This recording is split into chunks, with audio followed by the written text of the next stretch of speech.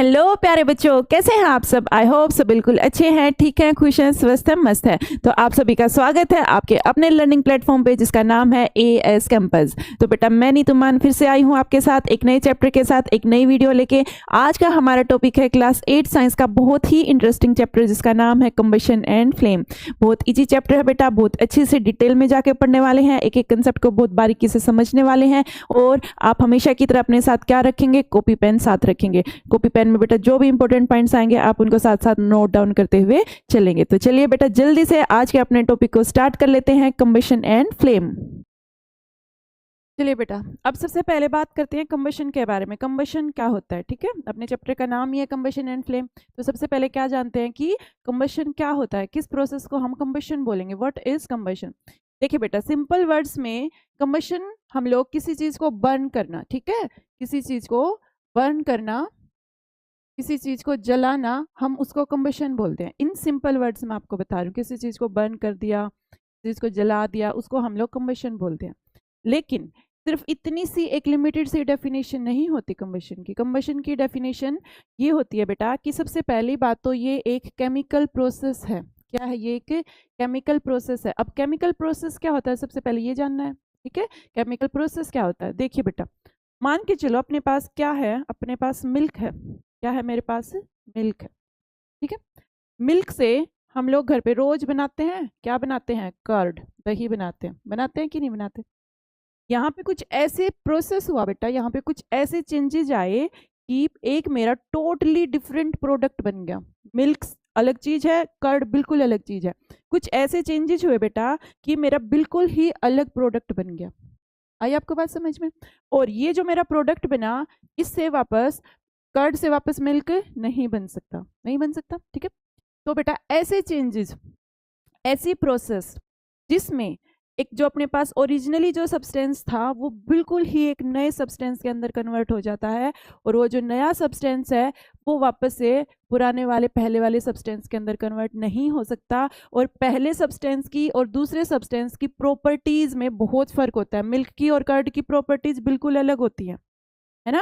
तो बेटा मिल्क से ही कर्ड बना है, जिसमें मिल्क से ही कर्ड बना है, लेकिन बिल्कुल नई प्रॉपर्टी है, बिल्कुल नई चीज बन के आई है। और अब उस चीज से कर्ड से वापस से मिल्क भी नहीं बन सकता। ऐसे चेंजेस को बेटा हम लोग केमिकल चेंज बोलते हैं या केमिकल प्रोसेस बोलते हैं, ठीक है। तो बेटा सिंपल वर्ड्स में जो कंबशन होता है अपने पास, कंबशन भी एक केमिकल चेंज होता है। It is also a chemical process, ये भी एक केमिकल प्रोसेस है। अब इससे हमको इतना आइडिया हुआ कि अपना जो प्रोडक्ट, जो अपना शुरू में जो अपना रिएक्टेंट होगा या कह लो जो शुरू में सब्सटेंस होगा, वो बिल्कुल ही एक टोटली नए सब्सटेंस के अंदर कन्वर्ट हो जाएगा। जैसे हमने क्या किया, हमने पेपर लिया, एक कागज का टुकड़ा, और उसको हमने जला दिया, बर्न कर दिया। क्या कर रहे हैं हम, उसका कंबशन कर रहे हैं, हम उसका बर्निंग कर रहे हैं। अब बेटा बर्न करने से वो जो पेपर था उसकी तो बिल्कुल ऐश बच जाएगी और स्मोक बन जाएगी, दो ही चीजें होंगी वहां पे, ठीक है। तो क्या अब उस ऐश से, वो जो पेपर की ऐश बन गई, राख बन गई, क्या उससे तुम वापस से पेपर बना सकते हो, नहीं बना सकते। तो ये क्या हुआ बेटा, एक बर्निंग भी क्या है, एक केमिकल चेंज होता है, ठीक है। यहाँ से इतनी बात हमको समझ आ गई कि किसी चीज का कंबशन करना, किसी चीज को बर्न करना, ये भी क्या है, एक केमिकल चेंज है, ठीक है। अब इससे आगे की कहानी जानते हैं। देखो ये क्या होता है, सबसे पहले कंबशन क्या होता है, केमिकल प्रोसेस होता है। अब इस प्रोसेस में होता क्या है, इस प्रोसेस में क्या होता है बेटा, in which a substance reacts with oxygen to produce heat is called combustion. क्या होता है बेटा, अपने पास कोई सब्सटेंस है, वो रिएक्ट करता है किसके साथ, ऑक्सीजन के साथ। जो एटमॉस्फेयर में एयर के अंदर जो ऑक्सीजन है उसके साथ अपना सब्सटेंस क्या करता है, रिएक्ट करता है। और क्या प्रोड्यूस करता है, हीट एनर्जी प्रोड्यूस करता है, और साथ में कुछ प्रोडक्ट भी निकालता है। हीट के साथ हीट एनर्जी और कोई प्रोडक्ट भी बनाता है बेटा, जैसे ऐश बनाई थी पेपर ने, ठीक है। और साथ में समटाइम्स लाइट एनर्जी भी प्रोड्यूस करता है, ठीक है। तो कोई सब्सटेंस था, उसने किसके साथ रिएक्शन करी, मान लो ये कोई सब्सटेंस है, इसने एटमॉस्फेयर की ऑक्सीजन के साथ रिएक्शन करी और इसने क्या बना दिया बेटा, हीट, लाइट एनर्जी और कोई डिफरेंट प्रोडक्ट बना दिया। इस प्रोसेस को हम लोग क्या बोलते हैं, कंबशन बोलते हैं इस प्रोसेस। ठीक है। कंबशन सिर्फ इतना हाँ नहीं बोल सकते कि भाई किसी चीज को बर्न करना, नहीं, हमें उसको डिटेल में बताना है कैसे बर्न करना। बर्निंग होती कैसे है? कंबशन होता है बेटा, ये केमिकल प्रोसेस है जिसके अंदर मान लो आपके पास कोई सब्सटेंस है जिसको मैंने एस लिख दिया, वो ऑक्सीजन के साथ रिएक्शन करता है और रिएक्शन से क्या प्रोड्यूस होता है? हीट एनर्जी प्रोड्यूस होती है, कोई प्रोडक्ट भी बन जाता है, अदर प्रोडक्ट, यहाँ पे कुछ और था यहाँ पे कुछ और बन जाएगा, और समटाइम्स क्या भी प्रोड्यूस होती है? लाइट एनर्जी भी प्रोड्यूस होती है। इस प्रोसेस को बोलते हैं बेटा कंबशन। आई आपको बात समझ में? ठीक है, चलिए आगे देखते हैं। कंबशन जो होता है बेटा, जो सब्सटेंस होता है विच अंडरगो कंबशन, जिस सब्सटेंस का हमने क्या करवाया? कंबशन करवाया, उस सब्सटेंस को हम लोग क्या बोलते हैं? कंबस्टिबल सब्सटेंस बोलते हैं। जैसे मान लो हमने पेपर लिया था, पेपर को हमने क्या कर दिया? उसका कंबशन करवा दिया, उसको हमने जला दिया, ठीक है, बर्न कर दिया, उसका कंबशन कर दिया। तो वो जो पेपर था बेटा जिसका हमने क्या करा? कंबशन करा, उस पेपर को हम लोग क्या बोलेंगे? कंबस्टिबल सब्सटेंस बोलेंगे। ठीक है, it is also called a fuel. जिसको हम बर्न कर रहे हैं बेटा, जिसका हम कंबशन कर रहे हैं, उसको फ्यूल भी बोलते हैं। क्या बोलते हैं उसको? फ्यूल भी बोलते हैं। Sometimes light is also produce during combustion either as a flame or as a glow. अब इतना तो मैंने तुमको बताया कि कई बार लाइट भी प्रोड्यूस होती है कि नहीं होती है? तुम कैंडल जला रहे हो, तुम क्या कर रहे हो? कैंडल का कंबशन कर रहे हो, तो वहां पे एक फ्लेम दिखती है ना हमको, ये फ्लेम दिखती है हमको, ठीक है। तो बेटा कई बारी लाइट एनर्जी भी प्रोड्यूस होती है, और वो लाइट एनर्जी किसकी फॉर्म में प्रोड्यूस होती है? जैसे यहाँ पे ये फ्लेम है, मोमबत्ती की फ्लेम तुम सबने देखी है, तो इसकी फॉर्म में, इस फ्लेम की फॉर्म में लाइट एनर्जी प्रोड्यूस हो रही है। और कई बारी बेटा फ्लेम ना बन के वो ग्लो भी प्रोड्यूस करती है। ये ग्लो क्या होती है? कोई चीज है वो बेटा फ्लेम नहीं बना रही, ग्लो बना रही है। जैसे यहाँ पे ये एग्जाम्पल क्लियर नहीं है, मैं तुमको एक और एग्जाम्पल दिखाती हूँ। यहाँ पे था एक और, ये रहा, यहाँ पे देखो बेटा, देखो ये तो फ्लेम है, तुमको दिख रही है light energy in form of flame. यहाँ पे देखो, यहाँ पे तुमको कोई फ्लेम नहीं दिख रही होगी, ये कोयला जल रहा है, कोल जल रहा है यहाँ पे तुमको फ्लेम नहीं दिख रही होगी, तुमको सिर्फ ये ग्लो दिख रहा है। क्या दिख रहा है? ये ग्लो, कोई ऐसे बाती नहीं है, फ्लेम नहीं है, यहाँ पे ग्लो है, इसके अंदर क्या है? ग्लो है। तो लेकिन है तो ये भी लाइट एनर्जी, ग्लो कर रही है वो चीज, ये भी लाइट एनर्जी है। तो बेटा कंबशन के अंदर एक तो हीट एनर्जी प्रोड्यूस होगी, एक कोई प्रोडक्ट बनेगा, अदर प्रोडक्ट सब्सटेंस जो अपने पास शुरू में था उससे कुछ अलग, और समटाइम्स लाइट एनर्जी भी प्रोड्यूस होती है। और वो लाइट एनर्जी या तो ऐसे फ्लेम की फॉर्म में प्रोड्यूस होती है या फिर ऐसे ग्लो की फॉर्म में। इसको ग्लो बोलते हैं, इसको फ्लेम बोलते हैं। तुमको दोनों का डिफरेंस पता होना चाहिए, ठीक है। जो मोमबत्ती जल रही है वो फ्लेम है, और जो कोयला जल रहा है ना, ऐसे यहाँ पे कोई ऐसे आग नहीं निकलती, यहाँ पे ये क्या कर रहा है? ये ग्लो कर रहा है। ठीक है बेटा, क्लियर है यहाँ तक? चलिए आगे देखते हैं। तो अब तुम लोगों को कंबशन समझ आ गया होगा। कंबशन क्या होता है मैं फिर से रिपीट कर देती हूँ। कंबशन एक केमिकल चेंज होता है। केमिकल चेंज क्या होता है ये मैंने तुम लोगों को बता दिया है, ठीक है।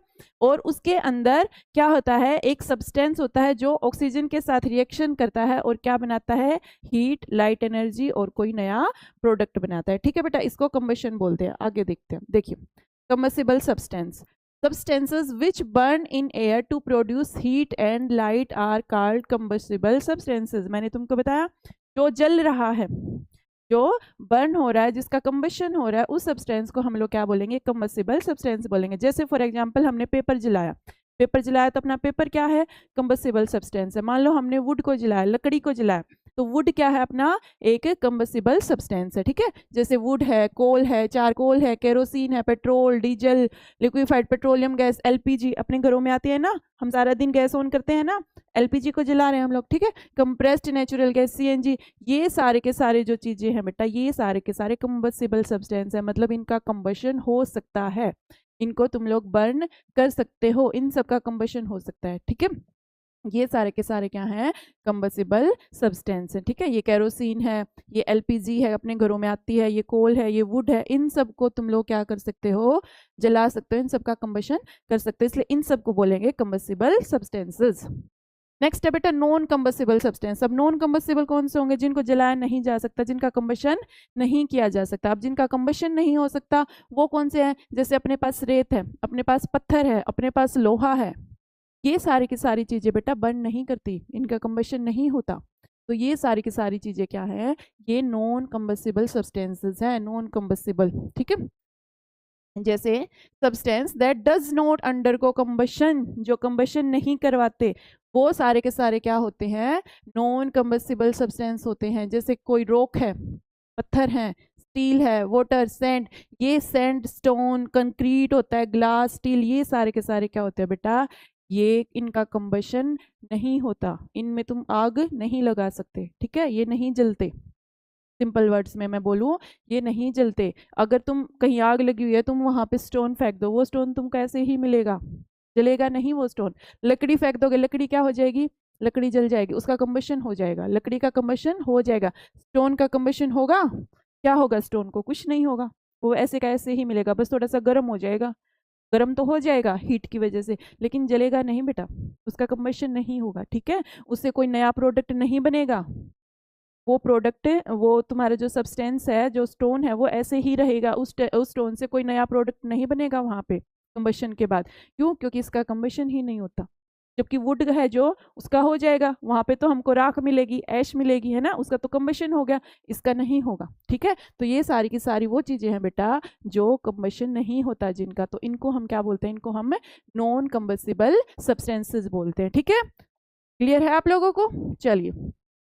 Air is necessary for burning, देखिए बेटा, हम किसी चीज को बर्न कर रहे थे, ठीक है, हम किसी चीज का क्या कर रहे थे, कंबशन कर रहे थे। कंबशन कब होगा, जब हमारा वो जो सब्सटेंस है, कौन सा सब्सटेंस, कंबस्टिबल सब्सटेंस जो है, कंबस्टिबल सब्सटेंस का ही कंबशन होगा, नॉन कंबस्टिबल का तो होगा ही नहीं। तो अपने पास जो कंबस्टिबल सब्सटेंस है, जिसको हम क्या कर रहे हैं, जिसका कंबशन कर रहे हैं, मतलब जिसको हम बर्न कर रहे हैं, तो वहां पे बेटा कब होता है कंबशन, डेफिनेशन में ही हमने करा था, कंबशन तब होगा जब अपना सब्सटेंस ऑक्सीजन के साथ रिएक्शन करेगा, मतलब जब उसको ऑक्सीजन मिलेगी तब कंबशन होगा। बिना ऑक्सीजन के बेटा कंबशन नहीं हो सकता। तुम किसी चीज को जलाओ, अगर ऑक्सीजन नहीं होगी तो नहीं जलेगी, ऑक्सीजन चाहिए। अब देखो, एक एक्टिविटी है बेटा, ये तुम अपने घर पे भी कर सकते हो और करके देखना, इससे तुमको पता लगेगा कि ऑक्सीजन जरूरी है किसी चीज के कंबशन के लिए। अगर ऑक्सीजन नहीं होगी तो कंबशन भी नहीं होगा। देखो, हमने कैंडल ऑन करी, उस कैंडल के ऊपर बेटा हमने एक जार रख दिया, ये जो जार है ना अपना, हमने ये जार रख दिया, कैंडल बर्न करके उसके ऊपर रख दिया। नीचे हमने छोटे छोटे बॉक्स, वुड के लगा लो या किसी भी चीज के, मतलब बॉक्स रखे, और उस बॉक्स के ऊपर हमने इस जार को रखा है, मतलब नीचे जगह है, खाली जगह। जैसे जैसे ये है बेटा, ये बॉक्स है, और इसके ऊपर मैंने इस तरीके से ये दो रिमोट रख दिए, ठीक है, इस तरीके से। अब इसके ऊपर मैं अपना जार रखूं, ठीक है, जैसे ये रख दिया मैंने, इनके ऊपर मैं अपना क्या रखूं, जार रखूं, तो नीचे से स्पेस दिख रहा है तुमको, नीचे से क्या दिख रहा है तुमको, स्पेस दिख रहा है, ठीक है। अब ये जो अपना जार है ना बेटा, जो इन्होंने यहाँ पे जार यूज करा है, ये ऊपर से भी खुला और नीचे से भी खुला है, मतलब यहाँ पे ऐसे रखा तो ऊपर से भी खुला है और नीचे बॉटम से भी खुला है, बंद नहीं है वो। ये वुडन के बॉक्स क्यों रखे हैं बेटा, वुडन के बॉक्स इसलिए रखे हैं ताकि नीचे से क्या हो, एयर की सप्लाई हो, ठीक है, यहाँ नीचे से, यहाँ से नीचे से एयर की सप्लाई हो। तो क्या होगा बेटा, देखिए, हमने ये कैंडल ब्लो करी, ये वाली कैंडल, एक हमने ये जार लिया, ये वाला जार, और ये जार बेटा नीचे से भी ओपन है, ऊपर से भी ओपन है, ठीक है, दोनों साइड से ये जार ओपन है। नीचे हमने इस तरीके से कुछ टुकड़े रख दिए, और वुड के लगा लो, किसी भी चीज के लगा लो, और उसके ऊपर हमने ये जार रख दिया। ये हमने क्यों रखे हैं, ताकि नीचे से, यहाँ से क्या हो, एयर की सप्लाई हो इस जार के अंदर, ठीक है। मैंने तुमको अभी करके दिखाया ना, इस तरीके से रखे हैं कि नीचे से क्या जाए, उस जार के अंदर एयर जाए। अब देखो बेटा, ये जो कैंडल जल रही है, इसको ऊपर से भी एयर मिल रही है, इधर से भी, और इसको नीचे से भी क्या मिल रही है, एयर मिल रही है। तो इसके पास मतलब ऑक्सीजन पूरा आ रहा है, ये बुझेगी नहीं, ये जलती रहेगी, ठीक है। अब सेकेंड केस करते हैं। देखो, यहाँ पे क्या किया बेटा, यहाँ पे टुकड़े हटा दिए, और अब हमने इस जार को इस टेबल के ऊपर रख दिया, ठीक है। अब इस जार को इस टेबल के ऊपर रख दिया, तो जो नीचे से सप्लाई हो रहा था एयर, अब वो नहीं होगा। अब हमने नीचे से एयर की सप्लाई को काट दिया। अब मान के चलो ये टेबल है, इसके ऊपर ऐसे रख दिया, ठीक है। अब ये पोर्शन उसका बेशक खुला हो जार का, लेकिन इसको ऐसे रख दिया तो नीचे से तो मैंने बंद कर दी, एयर की सप्लाई अब नहीं होगी नीचे से। अब नीचे से एयर नहीं जा रहा, एयर कहाँ से आ रहा है, सिर्फ और सिर्फ ऊपर से आ रहा है। तो अब कैंडल का क्या हाल होगा, अब कैंडल तेरा क्या होगा, अब ये कैंडल बेटा जलेगी, लेकिन बहुत डिम जलेगी, ऐसे नहीं जलेगी जैसे वो जल रही थी। आई आपको बात समझ में? क्यों? क्योंकि हमने ऑक्सीजन की सप्लाई कम कर दी। ऑक्सीजन की सप्लाई कम करने से ये जो जलेगी ये बहुत डिम जलेगी, और क्या पता ये बुझ भी जाए, जल्दी ही बुझ भी जाए ये, ठीक है, हो सकता है जल्दी ही ब्लो ऑफ हो जाए, बुझ जाए, ठीक है। अब थर्ड वाला केस देखते हैं बेटा। हमने अब क्या करा, इसके ऊपर भी एक ढक्कन लगा दिया, ऊपर से भी अब उसको हमने क्या कर दिया, बंद कर दिया, नीचे टेबल के ऊपर रख दिया था, नीचे से भी एयर की सप्लाई को काट रखा है, ऊपर से भी एयर की सप्लाई को काट दिया, ना ऊपर से एयर आने दे रहे हैं ना नीचे से। एयर का मतलब क्या नहीं आने दे रहे हम उसको, ऑक्सीजन नहीं आने दे रहे। अब बेटा इसको कहीं से भी ऑक्सीजन नहीं मिल रही, तुमने मोमबत्ती जलाई, तुमने उसके ऊपर जा रखा, नीचे से भी बंद ऊपर से भी बंद, क्या होगा, कैंडल बेटा इमीडिएटली बुझ जाएगी, कैंडल इमीडिएटली बुझ जाएगी। क्यों बुझ गई? क्योंकि हमने ऑक्सीजन की सप्लाई बंद कर दी। यहाँ पे उसको दोनों साइड से ऑक्सीजन मिल रही थी, कैंडल जलती रहेगी, यहाँ पे एक ही साइड से मिल रही थी, जलेगी तो थोड़ी बहुत जलेगी और क्या पता बुझ भी जाए, लेकिन यहाँ पे हमने बिल्कुल एयर की सप्लाई काट दी, कैंडल बुझ गई।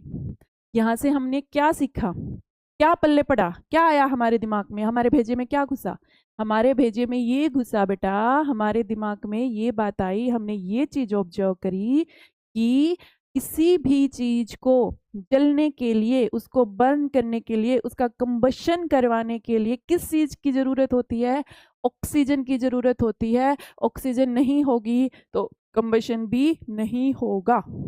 क्लियर है आपको ये बात? अब ऑक्सीजन नहीं मिलेगी तो कंबशन नहीं होगा बेटा, वो चीज बुझ जाएगी। यहाँ पे यही वाली बातें लिखी हुई है कि पहले इसको रिमूव कर दो, फिर उसको लगा दो, फिर उसको लगा दो, जो मैंने तुमको बताया वही यहाँ पे लिखा हुआ है, ठीक है। आपको ये एक्टिविटी बहुत अच्छे से समझ आ गई होगी। अब आगे चलते हैं, देखिए अब बेटा इग्निशन टेम्परेचर बहुत इंटरेस्टिंग चीज है। देखिए आप लोगों ने एक चीज खुद प्रैक्टिकल आप करते हैं, आप लोगों ने खुद एक चीज नोट करी होगी, हम किसी पेपर को जलाते हैं, ठीक है, मेरे पास मान के चलो ये कोई कागज का टुकड़ा है, ठीक है, ये कोई कागज का टुकड़ा है। अगर मैं इसके पास माचिस की तिल्ली लेके आऊं, जलती हुई माचिस की तिल्ली अगर मैं इसके पास लेके आऊं बेटा, तो कुछ टाइम के बाद ये पेपर जलना शुरू हो जाएगा, यस और नो? पता है हम सबको ये पेपर कुछ देर के बाद जलना स्टार्ट हो जाएगा। अब यहीं पे अगर मैं एक लकड़ी का टुकड़ा लेके आऊं, ये मेरे पास लकड़ी है, ये क्या है, लकड़ी का बना हुआ है, ठीक है। अब अगर मैं जलती हुई माचिस की तिल्ली यहाँ पे लेके आऊं, ठीक है, थोड़ी देर बाद ये भी जलने लग जाएगा, लेकिन पेपर जल्दी जलने लग गया था, ये उससे देर से जलने लगेगा, यस और नो? ये चीज तो तुमने भी देखी है, तुम्हारे पास कोई लकड़ी का टुकड़ा है, तुम उसको जला के देखो और एक पेपर को जला के देखो, पेपर तो बेटा जल्दी जलना स्टार्ट हो जाता है, लकड़ी का टुकड़ा उतनी जल्दी जलना स्टार्ट नहीं होता, वो देर से जलना स्टार्ट होता है। ये चीज तुम सब देखते हो। क्यों ऐसा क्यों हुआ भाई कि पेपर ने तो जल्दी जलना शुरू कर दिया, पेपर तो 5-10 सेकंड के बाद ही जलना शुरू हो गया था, लकड़ी का टुकड़ा 3-4 मिनट के बाद जलना शुरू हुआ, ऐसा क्यों क्यों हुआ ऐसा? ये हुआ बेटा इग्निशन टेम्परेचर की वजह से। अब ये इग्निशन टेम्परेचर क्या होता है, चलिए इसके बारे में जानते हैं। देखिए बेटा क्या होता है, जो भी चीजें जल रही हैं, जो जिन भी चीजों का कंबशन हो रहा है, वो हो रहा है उनके इग्निशन टेम्परेचर की वजह से। इग्निशन टेम्परेचर वो टेम्परेचर होता है बेटा, ये वो मिनिमम टेम्परेचर होता है कि ये टेम्परेचर आए बिना वो चीज जलेगी नहीं। जैसे मान के चलो किसी चीज का इग्निशन टेम्परेचर है 250 डिग्री सेल्सियस, मान के चलते हैं ये मेरे पास पेपर है, इसका इग्निशन टेम्परेचर 250 डिग्री सेल्सियस है, मान लिया मैंने, ठीक है। अब जब तक बेटा मैं इसके पास एक जलती हुई मैं स्टिक लेके आई, जब तक टेम्परेचर 250 डिग्री सेल्सियस नहीं चला जाएगा ना, तब तक ये चीज जलेगी नहीं, तब तक जलना स्टार्ट नहीं होगा। जब 250 डिग्री सेल्सियस टेम्परेचर पहुंच जाएगा ना, मैं इसके पास यहाँ पे मैं स्टिक लगा के खड़ी हूँ, इसने जलना शुरू कर, ये जलना तब शुरू करेगा जब इसका जो मैच स्टिक से क्या होगा, टेम्परेचर बढ़ेगा, हीट है ना वो, जब मैं माचिस की तिल्ली लेके आई बेटा तो वो इसका टेम्परेचर बढ़ाना शुरू करेगी, तो जैसे टेम्परेचर बढ़ता गया जलना कब शुरू करेगा, जब टेम्परेचर कितना आ जाएगा, इसके इग्निशन टेम्परेचर के बराबर आ जाएगा या उससे ऊपर चला जाएगा, तब ये चीज जलनी शुरू करेगी, उससे पहले ये जलना शुरू नहीं करेगा, ठीक है। मान रहे हैं इसका 250 डिग्री सेल्सियस इग्निशन टेम्परेचर है, मैं माचिस जला के ले आई, मैंने यहाँ पे माचिस जला दी, ठीक है। अब उससे क्या हो रहा है, उससे इसका टेम्परेचर बढ़ रहा है, इसको हीट मिल रही है, इसका टेम्परेचर बढ़ेगा। अब बेटा टेम्परेचर बढ़ता गया। जब टेम्परेचर 240 है तब तक भी जलना नहीं शुरू करा, 245 तक भी, 249 तक भी नहीं जला। जैसे ही टेम्परेचर 250 पहुंच गया, बढ़ रहा है ना टेम्परेचर माचिस की तिल्ली की वजह से, मैचस्टिक की वजह से, जैसे ही टेम्परेचर बढ़ गया, जैसे ही टेम्परेचर ने 250 डिग्री सेल्सियस अचीव कर लिया, इसमें बेटा आग लग जाएगी, ये जलना शुरू हो जाएगा। क्यों? क्योंकि इसका इग्निशन टेम्परेचर आ गया, इसका जलने वाला टेम्परेचर आ गया। ये होता है इग्निशन टेम्परेचर। कोई भी चीज़ तब बर्न करती है बेटा जब उसका इग्निशन टेम्परेचर आ जाता है। उससे नीचे अगर टेम्परेचर है तो वो चीज़ बर्न नहीं करेगी, उसका कंबशन तब तक नहीं होगा। ठीक है, ये होता है इग्निशन टेम्परेचर। अब देखिए यहाँ पे देख लेते ये क्या कह रहा है। minimum temperature at which substance catches fire and burns is called its ignition temperature। ये मिनिमम टेम्परेचर है बेटा, इतना हमको अटेन करवाना ही करवाना पड़ेगा। अगर किसी चीज को जलाना है तो उसका इग्निशन टेम्परेचर हमको लेके आना पड़ेगा, मिनिमम है ये, उससे ऊपर फिर वो जलेगी। मिनिमम से ऊपर फिर कितना है फिर वो जलेगी, लेकिन वो मिनिमम लेके आना जरूरी है। तो ये मिनिमम टेम्परेचर होता है जिसपे कोई भी सब्सटेंस क्या करता है बेटा, फायर को कैच करता है, मतलब जलना शुरू करता है। ठीक है, तो ये इग्निशन टेम्परेचर बोलते हैं इसको। आई आपको बात समझ में? ठीक है, substance will not catch fire and burn if its temperature is lower than it's ignition temperature. जैसे ये मेरे पास पेपर था बेटा, इसका 250 हमने माना था इग्निशन टेम्परेचर है। अगर 245 तक मैं बर्न कर रही हूँ, मतलब 245 तक ही टेम्परेचर आया है, तो बेटा बर्न होना शुरू नहीं होगा, जलना शुरू नहीं होगा। तब तक जलना शुरू नहीं होगा जब तक 250 डिग्री सेल्सियस टेम्परेचर नहीं पहुंच जाता। जब 250 डिग्री सेल्सियस पहुंच जाएगा तब ये बर्न करना शुरू करेगा। आई आपको बात समझ में? पल्ले पड़ी आपको ये बात? ये होता है इग्निशन टेम्परेचर। अब क्या होता है बेटा, different substances have different ignition temperatures. मजे की बात यह है कि जितने भी सब्सटेंस होते हैं सबका इग्निशन टेम्परेचर अलग अलग होता है।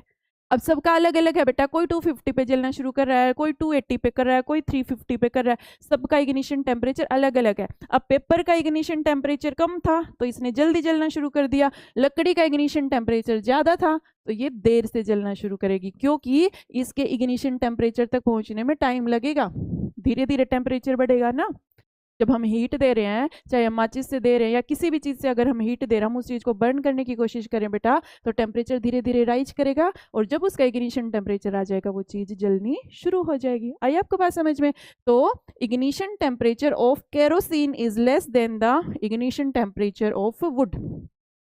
केरोसिन बेटा बहुत जल्दी जल जाती है। केरोसिन का जो तेल होता है ना, वो तो बहुत जल्दी आग पकड़ लेता है। क्यों? क्योंकि उसका इग्निशन टेम्परेचर बहुत लो होता है। उसके कंपैरिजन में लकड़ी देर से पकड़ती है। क्यों? क्योंकि लकड़ी का इग्निशन टेम्परेचर ज़्यादा होता है, ज़्यादा टेम्परेचर को अचीव करने में ज़्यादा टाइम लगेगा, तो वो देर से जलेगी। जिसका इग्निशन टेम्परेचर कम है वो जल्दी आ जाएगा तो वो जल्दी जलेगी। आइए आपको बात समझ में? ये होता है इग्निशन टेम्परेचर। आई होप आपको बहुत अच्छे से समझ आया होगा। आगे चलते हैं। Substances which have very low ignition temperature and can easily catch fire with a flame are called inflammable substances। ये वो वाले सब्सटेंस होते हैं बेटा जिनका इग्निशन टेम्परेचर बहुत कम होता है।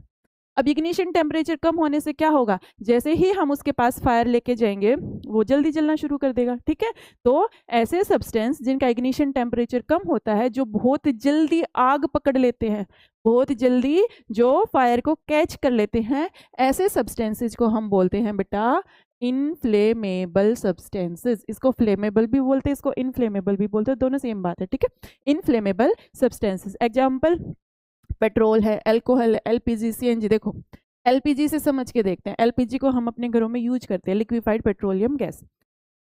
अपने पास गैस होती है, हम सारा दिन जलाते हैं। सुबह लग जाते हैं, हम चाय बनानी है, कॉफी बनानी है, पानी गर्म करना है, दूध बॉईल करना है, रोटी बनानी है, सब्जी, सब कुछ गैस पे ही होता है आजकल। चूल्हा तो आजकल कोई जलाता ही नहीं है ना। तो क्या करते हैं बेटा, लाइटर यूज करते हैं। लाइटर में से छोटी सी चिंगारी निकलती है, बिल्कुल छोटी सी, और उसी से अपनी जो गैस, अपना जो स्टोव है वो तभी के तभी फायर को कैच कर लेता है। देखते हैं ना हम लोग, जैसे ही हमने लाइटर ऑन करा, फटाफट से अपनी गैस ने क्या कर ली, फायर कैच कर ली। ज़्यादा टाइम कुछ भी नहीं लगता वहाँ पे। ठीक है, विद इन सेकेंड्स वो तभी के तभी क्या कर लेता है, फायर को कैच कर लेता है। क्यों कर ली भाई, एलपीजी ने इतनी जल्दी fire catch? Liquefied petroleum gas थी ना वहाँ पे, एलपीजी थी ना वहाँ पे। जैसे ही हमने बटन घुमाया, एलपीजी आई और जैसे ही हमने उसको फायर दी, एलपीजी तुरंत जल गई। विद इन सेकेंड्स वो तभी के तभी जल गई। क्यों? क्योंकि एलपीजी एक इनफ्लेमेबल सब्सटेंस है। इनफ्लेमेबल सब्सटेंस वो होते हैं जिनका इग्निशन टेम्परेचर बहुत कम होता है और वो इमीडिएटली फायर को कैच कर लेते हैं। ठीक है, वहीं पे अगर तुमको कोई लकड़ी जलानी हो, उसके पास तुम आग लेके गए, वो एकदम से लकड़ी फायर कैच नहीं करती, उसको थोड़ी देर उस पर लगा के रखना पड़ता है, टाइम लेती है वो फायर कैच करने में। क्यों? क्योंकि उसका इग्निशन टेम्परेचर हाई है, वो इतनी जल्दी अटेन नहीं होता। ठीक है, ऐसे ही पेट्रोल है, सीएनजी, ये सारे के सारे जो होते हैं बेटा, ये इनफ्लेमेबल सब्सटेंस होते हैं, ये इमीडिएटली फायर को कैच कर लेते हैं। क्लियर है आपको ये बात? ये होते हैं इनफ्लेमेबल। अब आगे देखते हैं। ये बेटा कुछ अपने पास कुछ सब्सटेंसेस के इग्निशन टेम्परेचर्स दिए हुए हैं। ठीक है, कुछ सब्सटेंसेस के इग्निशन टेम्परेचर्स दिए हुए हैं। व्हाइट फास्फोरस का देखो बेटा, इंटरेस्टिंग चीज है, 35 डिग्री सेल्सियस। व्हाइट फास्फोरस का इग्निशन टेम्परेचर 35 डिग्री सेल्सियस है। इससे 35 डिग्री सेल्सियस से अब तुम एक चीज सोचो कि मैम 35 डिग्री सेल्सियस तो गर्मी में टेम्परेचर वैसे ही ना हो जाता है, हो जाता है। ठीक है, अब तो 40-42 इतना टेम्परेचर आराम से जाता है गर्मी के दिनों में, जून में। व्हाइट फास्फोरस बेटा, उसका इग्निशन टेम्परेचर इतना लो है, 35 degree Celsius, just 35 degree Celsius, इतना लो है बेटा कि अगर उसको खुला छोड़ दिया जाए और गर्मी के दिनों में मान लो अपना वेदर इतना गर्म होता है कि 40 डिग्री सेल्सियस मान लो अपना टेम्परेचर है, तुमने व्हाइट फास्फोरस को खुला छोड़ दिया, उसका इग्निशन टेम्परेचर सिर्फ 35 डिग्री सेल्सियस, बेटा वो अपने आप ही फायर को कैच कर लेगा। तुमको कुछ वहां पे तिल्ली लगाने की जरूरत नहीं पड़े, कुछ नहीं करना। जैसे ही उसको खुला छोड़ा, खुला छोड़ते उसको ऑक्सीजन मिल गई। ऑक्सीजन चाहिए ना किसी चीज को बर्न करने के लिए, ऑक्सीजन मिलते ही बेटा, अब टेम्परेचर ऑलरेडी 40 है, उसको तो 35 ही चाहिए था। गर्मी के दिनों में वैसे 40 डिग्री टेम्परेचर गया हुआ है, 40 डिग्री टेम्परेचर है, खुला छोड़ती उसको ऑक्सीजन मिल गई, वो बेटा तुरंत फायर कैच कर लेता, अपने आप जलना शुरू कर देता है। हमको अलग से कोई ना वहां पे मैच स्टिक जलाने की जरूरत है, ना उसको कुछ और हीट देने, कुछ नहीं करना, अपने आप जलना शुरू कर देता है। ये व्हाइट फास्फोरस होता है। ठीक है, अब केरोसिन है बेटा, केरोसिन का इग्निशन टेम्परेचर कितना है? 220 डिग्री सेल्सियस है। पेट्रोल का 246 है, डीजल का 210, वुड का 300 है, कोल देखो 454 है, पीस ऑफ पेपर 233, जो मैं पेपर का कह रही थी ना 233, ये बेटा जल्दी अटेन हो जाते हैं। 220, 210, 246, 200, ये मैचस्टिक दिखाई, जल्दी अटेन हो जाते हैं। ये जल्दी अटेन होने की वजह से जल्दी जल जाते हैं और इनको क्या बोलते हैं फिर? इनफ्लेमेबल सब्सटेंसेस बोलते हैं। ठीक है, आई आपको बात समझ में? इनके कंपैरिजन में देखो, कोल कितना है? 454, इसको जलने में टाइम लगेगा। वुड बिन से ज्यादा है 300, इसको भी जलने में टाइम लगता है। ठीक है, आई आपको बात समझ में? तो ये होता है बेटा इग्निशन टेम्परेचर। चलिए आगे देखते हैं। Conditions necessary for combustion. अब आगे देखते हैं बेटा, ये देखिए, कंडीशंस नेसेसरी फॉर कंबशन, किसी चीज का हमको कंबशन करना है तो बेटा उसके लिए नेसेसरी कंडीशंस क्या है, मतलब ये चीजें हमारे पास होनी ही होनी चाहिए। उन चीजों के बारे में बात करनी है कि वो चीजें कौन सी हैं जो नेसेसरी हैं। सबसे पहले देखिए फ्यूल। फ्यूल बेटा कंबस्टिबल सब्सटेंस है, मतलब जिसका हमने कंबशन करना है उसको हम लोग फ्यूल बोल रहे हैं। अब अगर हमारे पास वो चीज ही नहीं है जिसको हमने जलाना है तो जलाएंगे किसको? मान के चलो अपने हमने किसका कंबशन करना, हमने लकड़ी का कंबशन करना, वुड का। किसका कंबशन करना बेटा? वुड का। तो वुड अपना यहाँ पे क्या है? वुड अपना फ्यूल है। अब मैं तुमको बोल रही हूँ वुड का कंबशन करो और तुमको वुड ही नहीं दी, तुम्हारे पास वुड ही नहीं है और मैं तुमको बोल रही हूँ वुड का कंबशन करो, तो तुम किसका कंबशन करोगे? तुम कहोगे मैम वुड ही नहीं है, कंबशन किसका करें? तो सबसे पहले क्या चाहिए किसी चीज का कंबशन करने के लिए? वो चीज चाहिए, वो फ्यूल चाहिए, वो कंबस्टिबल सब्सटेंस चाहिए जिसका हमने कंबशन करना है। तो सबसे पहली चीज है बेटा फ्यूल, जिसका कंबशन करना है सबसे पहले हमको वो चीज चाहिए। दूसरा air to supply, air to supply oxygen. हमने पहले भी पढ़ लिया है कि जो कंबशन होता है वो ऑक्सीजन के बिना नहीं हो सकता, ऑक्सीजन चाहिए कंबशन के लिए। अगर ऑक्सीजन नहीं मिलेगी तो मोमबत्ती बुझ जाएगी। हमने पढ़ा था ना थोड़ी देर पहले कि जैसे ही हमने एयर की सप्लाई काट दी थी, जैसे ही हमने जार को दोनों साइड से ढक दिया था, एयर की सप्लाई कटने से क्या हो गया था? ऑक्सीजन की सप्लाई कट गई थी, तो अपनी कैंडल इमीडिएटली क्या हो गई थी? बुझ गई थी। तो वहां से हम ये सीख के आए थे कि ऑक्सीजन तो चाहिए ही चाहिए कंबशन के लिए, अगर ऑक्सीजन नहीं होगी तो कंबशन भी नहीं होगा। तो ये दूसरी कंडीशन, पहले फ्यूल चाहिए, दूसरी ऑक्सीजन चाहिए, और क्या चाहिए? हीट चाहिए to raise the temperature beyond the ignition temperature. अब बेटा एक एक्सटर्नल सोर्स ऑफ हीट भी चाहिए। एक्सटर्नल सोर्स ऑफ हीट क्यों चाहिए? मान लो पेपर जलाना है, उसका इग्निशन टेम्परेचर है 233 डिग्री सेल्सियस, 233 डिग्री सेल्सियस। अब मेरे को ये पेपर दे दिया, ये पेपर क्या है? मेरा फ्यूल है। पेपर क्या है? फ्यूल है। ऑक्सीजन यहाँ पे है, मैं बाहर खड़ी हूँ, एयर है मेरे पास, यहाँ पे आसपास एयर है, तो मतलब ऑक्सीजन भी है। ठीक है, मेरे पास फ्यूल है, ये पेपर फ्यूल है मेरे पास ऑक्सीजन भी है। अब मेरे को बोले इसका कंबशन करो। क्या करो? इसका कंबशन करो। कैसे करूं? कंबशन करने के लिए मुझे इसका इग्निशन टेम्परेचर भी तो चाहिए, लेके आना पड़ेगा, जो 233 डिग्री सेल्सियस है, 233 डिग्री सेल्सियस बेटा इस पेपर का इग्निशन टेम्परेचर है। जब तक ये पेपर उस अपने इग्निशन टेम्परेचर तक हीट नहीं हो जाएगा, जब तक इसका टेम्परेचर 233 डिग्री सेल्सियस नहीं पहुंच जाएगा, तब तक ये पेपर बर्न नहीं करेगा। ये कह रहा है कि तब तक नहीं जलूंगा, जब तक 233 डिग्री सेल्सियस मेरा टेम्परेचर नहीं चला जाएगा, तब तक मैं नहीं जलूंगा, तब तक मैं बर्न नहीं होऊंगा, तब तक मेरा कंबशन तुम नहीं करा सकते। तो इसके लिए बेटा मुझे बाहर से एक्सटर्नली मुझे इसको हीट करना पड़ेगा, मुझे इसका टेम्परेचर बढ़ाना पड़ेगा, तभी तो ये जलेगा। तो एक एक्सटर्नल सोर्स ऑफ हीट भी चाहिए to raise the temperature beyond ignition temperature. इसके इग्निशन टेम्परेचर तक जाने के लिए, उससे ऊपर जाने के लिए इसको एक एक्सटर्नल सोर्स से हीट भी तो देनी पड़ेगी। अब चाहे वो माचिस की तिल्ली जला के लाऊं, मैस्टिक से दूं या किसी और चीज़ से दूं, लेकिन मुझे इसको एक्सटर्नली हीट भी तो करना पड़ेगा, तभी तो ये जलेगा। अपने आप से ये नहीं जलेगा। ये फॉस्फोरस नहीं है, वाइट फॉस्फोरस नहीं है ये, कि 35 डिग्री सेल्सियस बेचारे का इतना कम इग्निशन टेम्परेचर होता है कि खुद ही जल जाए। इसका नहीं है। मोस्ट ऑफ द जो अपने पास सब्सटेंसेज हैं, मोस्ट ऑफ द जो अपने पास चीज़ें प्रेजेंट है बेटा, उनका इग्निशन टेम्परेचर इतना कम नहीं होता कि अपने आप से ही जाए। ये तो कुछ एक होती हैं, सोडियम है, पोटाशियम है, वाइट फॉस्फोरस है, ये जल जाते हैं अपने आप। ठीक है, इनका इग्निशन टेम्परेचर कम होता है, लेकिन बाकी जो अपने पास चीज़ें उनका इतना कम नहीं होता। तो बेटा उनको हमको कंबशन कराने के लिए एक्सटर्नली उनको हीट भी देनी पड़ेगी। तो ये तीन चीज़ें हो गई जो कंडीशंस हैं कंबशन के लिए, जो नेसेसरी है, मैंडेटरी है, मस्ट है। सबसे पहली फ्यूल। फ्यूल मतलब वो चीज जो जिसका कंबशन करना है वो भी चाहिए, वो तो चाहिए ही चाहिए, वरना करेंगे किसका। सेकंड हमको क्या चाहिए? ऑक्सीजन की सप्लाई चाहिए। अगर ऑक्सीजन काट दी कंबशन नहीं होगा। थर्ड क्या चाहिए बेटा? हीट चाहिए। एक्सटर्नली हमें हीट भी तो करना पड़ेगा।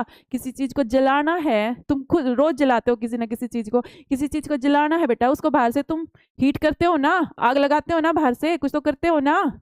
क्यों करते हो? ताकि उस चीज का इग्निशन टेम्परेचर आए और वो चीज जलनी शुरू हो जाए। छोटे छोटे बच्चे ना ऐसे पेपर, लकड़ी वकड़ी सर्दियों में खास करके इकट्ठी करके आग जलाते हैं और फिर वहां पे ऐसे हाथ सेकते हैं। शौक होता है बच्चों को, ये हमें भी होता था जब हम छोटे थे।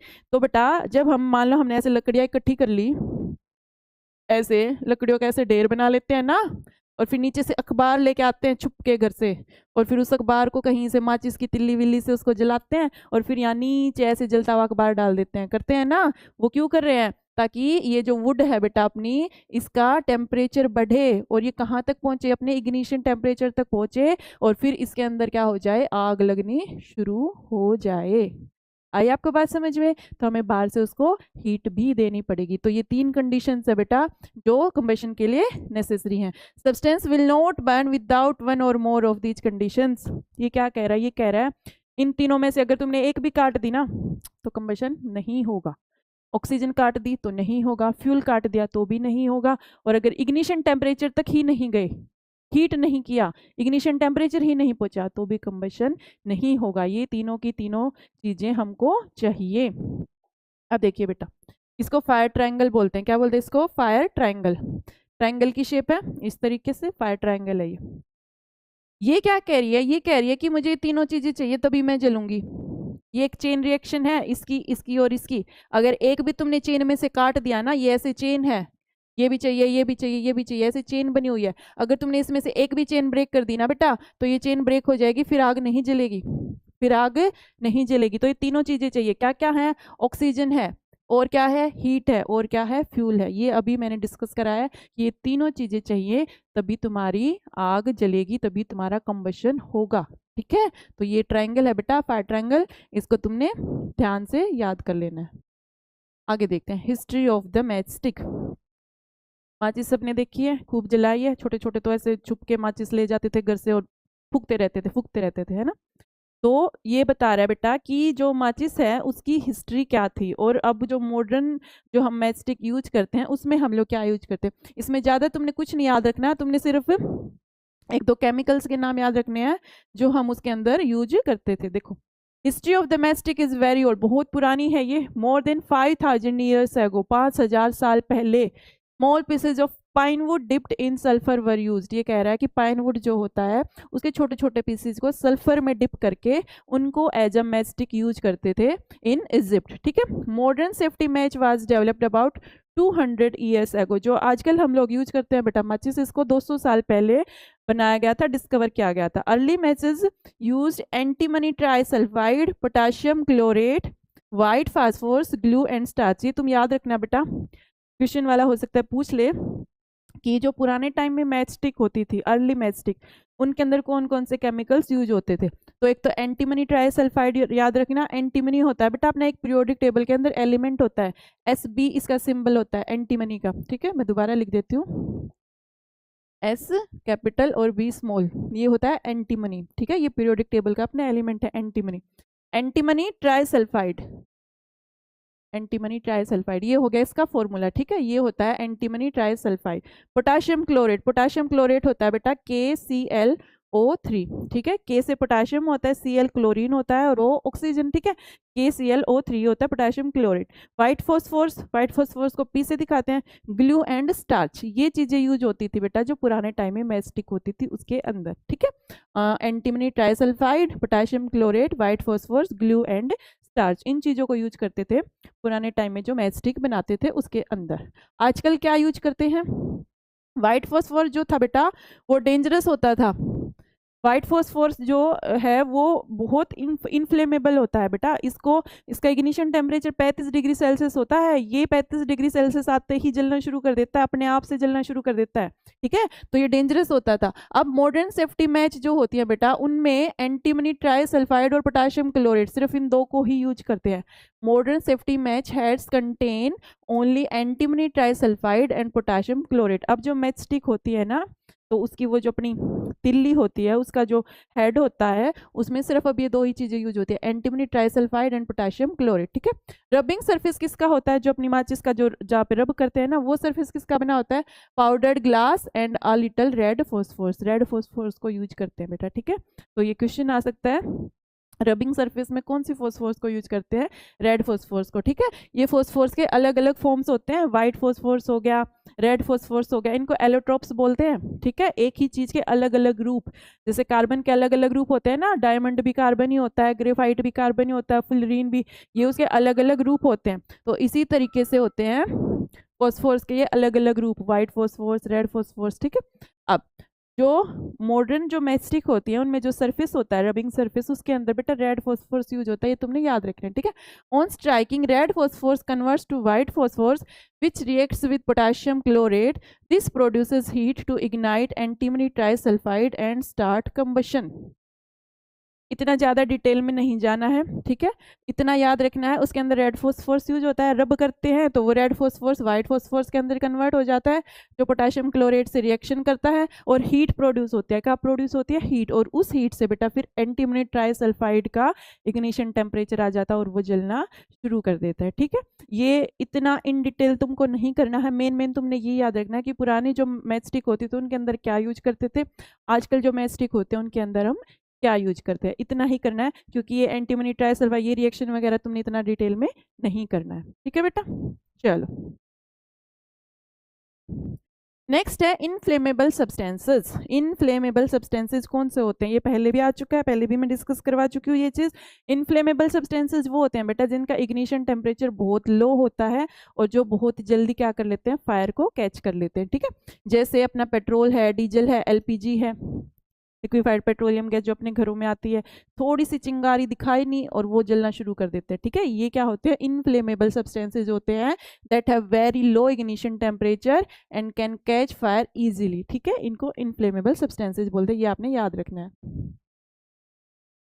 अब एक एक्टिविटी है बेटा, देखो क्या किया, दो पेपर के पीस ले लिए और उनको इस तरीके से फोल्ड कर लिया। ठीक है, दो पेपर के पीस ले लिए हमने। अब हमने क्या किया, इस तरीके से फोल्ड करके एक नीचे से हमने कैंडल जला दी और उनको हमने बर्न करना है, ठीक है।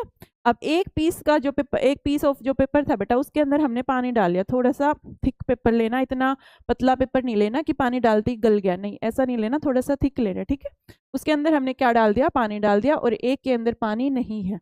अब हमने इनको कैंडल के ऊपर रख के जलाना शुरू कर दिया बेटा, इनका कंबशन करना शुरू कर दिया, ठीक है। तो क्या होगा, कुछ देर के बाद बेटा ये वाला जो पेपर है, जो ये वाला पेपर है जिसके अंदर पानी नहीं डला हुआ, वो जलना शुरू कर देता है। तुम ये मत सोचना कि मैम पानी डालती तो पेपर गल जाएगा, नहीं बेटा, पेपर की अलग अलग क्वालिटी आती है, कुछ अच्छी क्वालिटी के पेपर भी आते हैं, थोड़े से थिक होते हैं, वो पानी डालते ही नहीं गलेंगे, ठीक है। तो उनके अंदर पानी थोड़ी देर रुक सकता है। तो बेटा ये जो पेपर है इसने कर दिया जलना शुरू, कुछ देर के बाद जैसे इसका इग्निशन टेम्परेचर आया, इसने जलना शुरू कर दिया। लेकिन ये वाला भाई साहब नहीं जल रहा, जो इधर वाला पेपर है जिसके अंदर पानी डाल रखा है, ये नहीं जल रहा, ये मना कर गया जलने से। क्यों मना कर गया, मोमबत्ती तो इतनी देर से हम उसको दिखा रहे हैं, इतनी देर से इसको भी दिखा रहे हैं, उसको भी जला रहे हैं, इसको भी जला रहे हैं, सेम टाइम हो गया, उसने तो जलना शुरू कर दिया, इसने मना कर दिया, ये नहीं जल रहा। क्यों नहीं जल रहा बेटा, क्योंकि इसके अंदर पानी भरा हुआ है। क्या इसके अंदर पानी है, उससे क्या हो रहा है कि जो हीट जा रही है ना, जो हीट जा रही है, और जो हीट टेम्परेचर को बढ़ा रही है, इस पेपर के टेम्परेचर को जो हीट बढ़ा रही है, और बढ़ के वो टेम्परेचर कितना हो जाएगा, उसके इग्निशन टेम्परेचर के बराबर पहुंच जाएगा, और वो पेपर जलना शुरू कर देगा। तो यहाँ पे तो वो काम हो गया, लेकिन यहाँ पे जो हीट जा रही थी बेटा इस पेपर के पास, उस हीट को कौन ले एब्जॉर्ब कर रहा है, वाटर, वाटर है ना यहाँ पे, वाटर उस हीट को क्या कर रहा है, एब्जॉर्ब कर रहा है। तो उससे क्या हो रहा है, ये जो पेपर है ना, इसका टेम्परेचर बेटा इग्निशन टेम्परेचर तक पहुंच ही नहीं पा रहा। कितनी हीट जा रही है जो इसके टेम्परेचर को बढ़ाने का काम करती, उस हीट को कौन एब्जॉर्ब कर जाता है, ये पानी एब्जॉर्ब कर जाता है। तो ये जो पेपर है, इस पेपर का टेम्परेचर इग्निशन टेम्परेचर तक आ ही नहीं पा रहा। तो जब तक इग्निशन टेम्परेचर तक उसका टेम्परेचर नहीं आएगा, तब तक वो जलेगा नहीं। तो ये पानी इसकी सारी हीट को ले जा रहा है, पानी हीट ले लेके यहाँ से वेपराइज भी हो जाता है, ठीक है। तो बेटा पेपर का टेम्परेचर इग्निशन टेम्परेचर तक पहुंच ही नहीं पा रहा, तो इसलिए पेपर नहीं जल रहा, ठीक है। ये देखो इसने यहाँ पे यही बात बता रखी है। हीटिंग एक्टिविटी है ये एक पेपर कप्स की। Make 2 paper cups by folding sheets of paper. Paper की शीट को फोल्ड करके इस तरीके से कप बना लेने हैं। पोर अबाउट 50 ml वाटर, इनमें एक में 50 ml पानी ले लेना। अब दोनों को सेपरेटली हीट करना है। सेम टाइम पे हमने हीट करना स्टार्ट करा, तो हमने क्या ऑब्जर्व करा कि जो एम्प्टी पेपर कप है वो तो बर्न करना शुरू कर गया, लेकिन जिसके अंदर पानी है वो बर्न नहीं करा, बिकॉज वाटर ने सारी हीट एब्जॉर्ब कर ली और कीप्स द कप कूल, और उस पेपर के कप को ठंडा रखा, क्योंकि हीट तो सारी वाटर ले गया, और हीट ले लेके वाटर ने जैसे ही उसका टेम्परेचर आया बॉयल होने का, वो बॉयल भी होना शुरू हो गया, वेपराइज भी होना शुरू हो गया। 100 डिग्री सेल्सियस के ऊपर वाटर वेपर में कन्वर्ट होना शुरू हो जाता है। तो सारी हीट ये ले गया बेटा, पेपर के पास हीट ही नहीं बची, उसका इग्निशन टेम्परेचर ही नहीं आया, तो वो बर्न नहीं करा, ठीक है। चलिए, basic principles to control fire. अब ये कह रहा है बेटा कहीं पे मान लो आग लग गई, लगती है आग, खूब लगती है, ठीक है, कहीं पे आग लग गई, तो कौन सी वो बेसिक चीजें हैं जो उस आग को कंट्रोल कर सकती हैं, ये जानना बहुत ज्यादा जरूरी होता है, ठीक है। आग लग जाती है, कुछ ना कुछ हादसे हो जाते हैं, एक्सीडेंट्स वगैरह हो जाते हैं बेटा, आग लग जाती है, घरों में भी लग जाती है, बाहर भी लग जाती है, कहीं पे भी लग सकती है आग, ठीक है। तो क्या बेसिक प्रिंसिपल्स हैं जो उस फायर को कंट्रोल कर सकते हैं, अब हमने इसके बारे में जानना है, और बहुत इंपॉर्टेंट चीजें हैं ये। सबसे पहले, by cutting of the supply of oxygen. आग को कैसे बुझा सकते हैं, जो उस आग को सपोर्ट कर रहे थे उनको काट दो, जो आग को सपोर्ट कर रहे थे ना, जो उसको ये कह रहे थे हाँ जलाते हैं, जल जल, उसको काट दो। तो सबसे पहला तो ऑक्सीजन, ऑक्सीजन क्या होता है, ऑक्सीजन सपोर्टर होता है कंबशन का। क्या होता है ऑक्सीजन, सपोर्टर, साथ देता है ना ये जलने में। तो ऑक्सीजन क्या है, कंबशन सपोर्टर है, ये जलने में ये साथ देता है, ये सपोर्ट करता है। इसको भगाओ सबसे पहले, तो सबसे पहले कहीं पे लड़ाई हो जाती है, तो जो यार दोस्त होते हैं सबसे पहले उनको भगाओ, तो वो जो अकेला है वो अपने आप ही भाग जाएगा, है ना। तो जो बेटा सपोर्ट कर रहा था उसको, सबसे पहले उसी को काट दो, सबसे पहले ऑक्सीजन को भगा दो।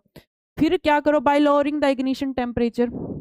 एक तरीका तो है ये आग को बुझाने का कि ऑक्सीजन की सप्लाई को किसी तरीके से काट दो, ऑक्सीजन को वहां से बंद कर दो, तो आग अपने आप बुझ जाएगी। दूसरा है बेटा बाय लोअरिंग इग्निशन टेम्परेचर। अगर तुम किसी तरीके से इग्निशन टेम्परेचर को लो कर सकते हो ना, अगर इग्निशन टेम्परेचर लो हो गया उस सब्सटेंस का तो वो सब्सटेंस फर्दर जलना बंद कर देगा। तो अगर कोई तरीका ऐसा है कि इग्निशन टेम्परेचर को कम किया जा सकता है तो तुम वो कर सकते हो। ठीक है, दो तरीके हो गए। सबसे पहला, ऑक्सीजन की सप्लाई को काट सकते हो तुम। दूसरा, तुम इग्निशन टेम्परेचर को कम कर सकते हो। और तीसरा, bye separating the combustible substance. जो फ्यूल है बेटा, जो जल रहा है, अगर तुम उसकी सप्लाई को काट सकते हो किसी तरीके से, ठीक है। तो जैसे मान के चलो, यहाँ पे मेरे पास एक बॉक्स है, उसके अंदर मेरे पास कुछ पेपर पड़े हैं। पेपर के अंदर आग लग गई, ठीक है, एक पेपर के अंदर आग लग गई। तो अगर मैं बाकी पेपरों को वहां से फटाफट निकाल दूं बेटा, तो मैंने फ्यूल वहां से हटा दिया। फ्यूल को हटा दिया तो आगे कंबशन रुक जाएगा, ठीक है। तो इस तरीके से तुम फ्यूल को काट सकते हो एक तो, दूसरा तुम ऑक्सीजन को काट सकते हो, तीसरा तुम उसका इग्निशन टेम्परेचर डाउन कर सकते हो। अगर इग्निशन टेम्परेचर कम हो गया, मतलब कुछ ऐसा करो कि टेम्परेचर डाउन कर दो, तो इग्निशन टेम्परेचर से नीचे टेम्परेचर आ जाए, तो क्या हो जाएगा बेटा, वहां से आग जो है ना वो बुझ जाएगी। ठीक है, चलिए। How do we control fire? अच्छा बेटा, एक और चीज है, देखो, इस चीज में तुमने ये कंफ्यूज नहीं होना कि तुम किसी चीज का इग्निशन टेम्परेचर, मतलब मान लो पेपर का इग्निशन टेम्परेचर 233 डिग्री सेल्सियस है, तो तुम उसके इग्निशन टेम्परेचर को 200 डिग्री सेल्सियस कर सकते हो। ये चीज नहीं है, ये तुमने इस चीज के अंदर कंफ्यूज नहीं होना है।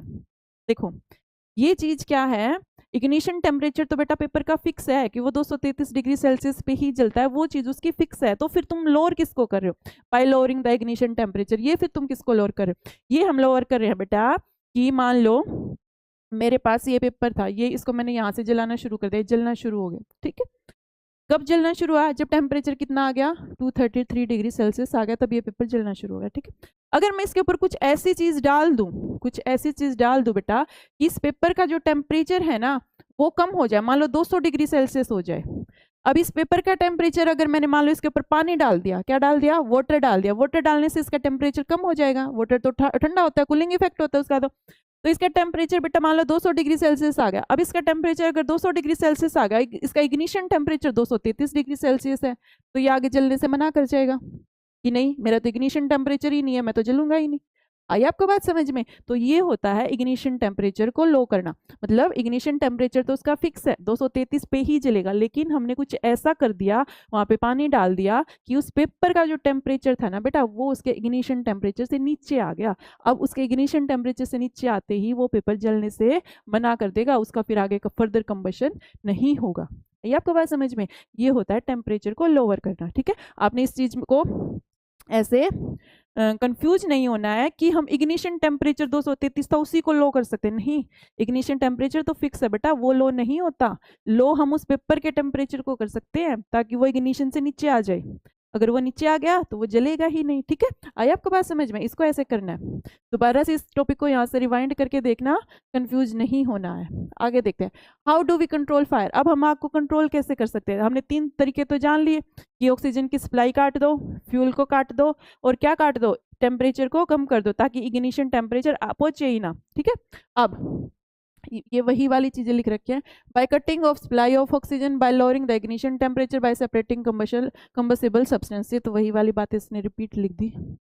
अब methods to control fire, yes बेटा, ये सीखना हमने कि कौन कौन से मेथड से हम फायर को कंट्रोल कर सकते हैं। ये बहुत इंपॉर्टेंट चीज है, सिर्फ पेपर के लिए नहीं बेटा, ये आपकी लाइफ में काम आने वाली चीज है कि ये हमारी प्रैक्टिकल नॉलेज है, ये हम जो अपनी डेली लाइफ होती है ना उसके अंदर काम आने वाली चीज है। इसको बहुत ध्यान से सुनना है और सीखना है, और अपनी लाइफ में जरूरत पड़ने पे इस चीज को अप्लाई भी करना है, ठीक है। चलिए,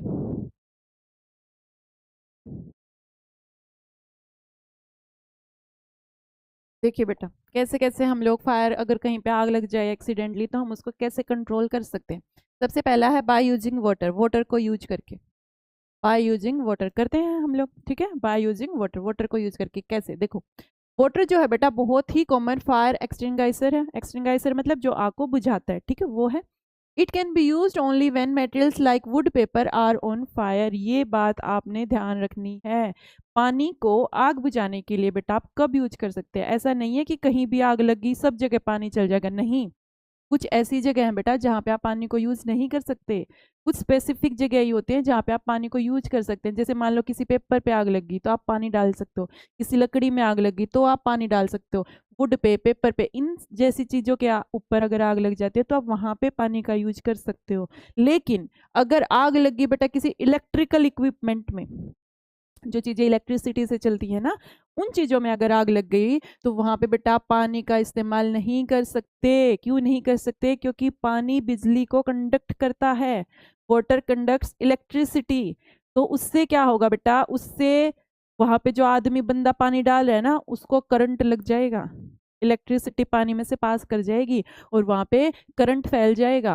ठीक है, पानी में से करंट फैल जाएगा तो बेटा वहां पे और भी ज्यादा नुकसान हो जाएगा। आई आपको बात समझ में? तो it can harm those trying to put out the fire. ये उन लोगों को बेटा झटका लगेगा करंट का जो वहां पे आग बुझा रहे हैं। तो जहां पे इलेक्ट्रिकल इक्विपमेंट्स में आग लग जाए ना, तो कभी भी वहां पे पानी नहीं डालना, ठीक है, करंट लग जाएगा। Water can not be use to put out oil and petrol fires because they float on water and continue to burn. देखो, पेट्रोल है, डीजल है, ये जो ऑयल होते हैं बेटा, मान के चलो इनमें कहीं आग लग गई, ठीक है, कहीं पे पानी के इसमें तेल के टैंकर वगैरह में आग नहीं लग जाती है कई बारी रोड पे कि भाई वो डीजल का, पेट्रोल का टैंकर था, धू धू करके जल गया, इस टाइप की हेडलाइंस आती हैं।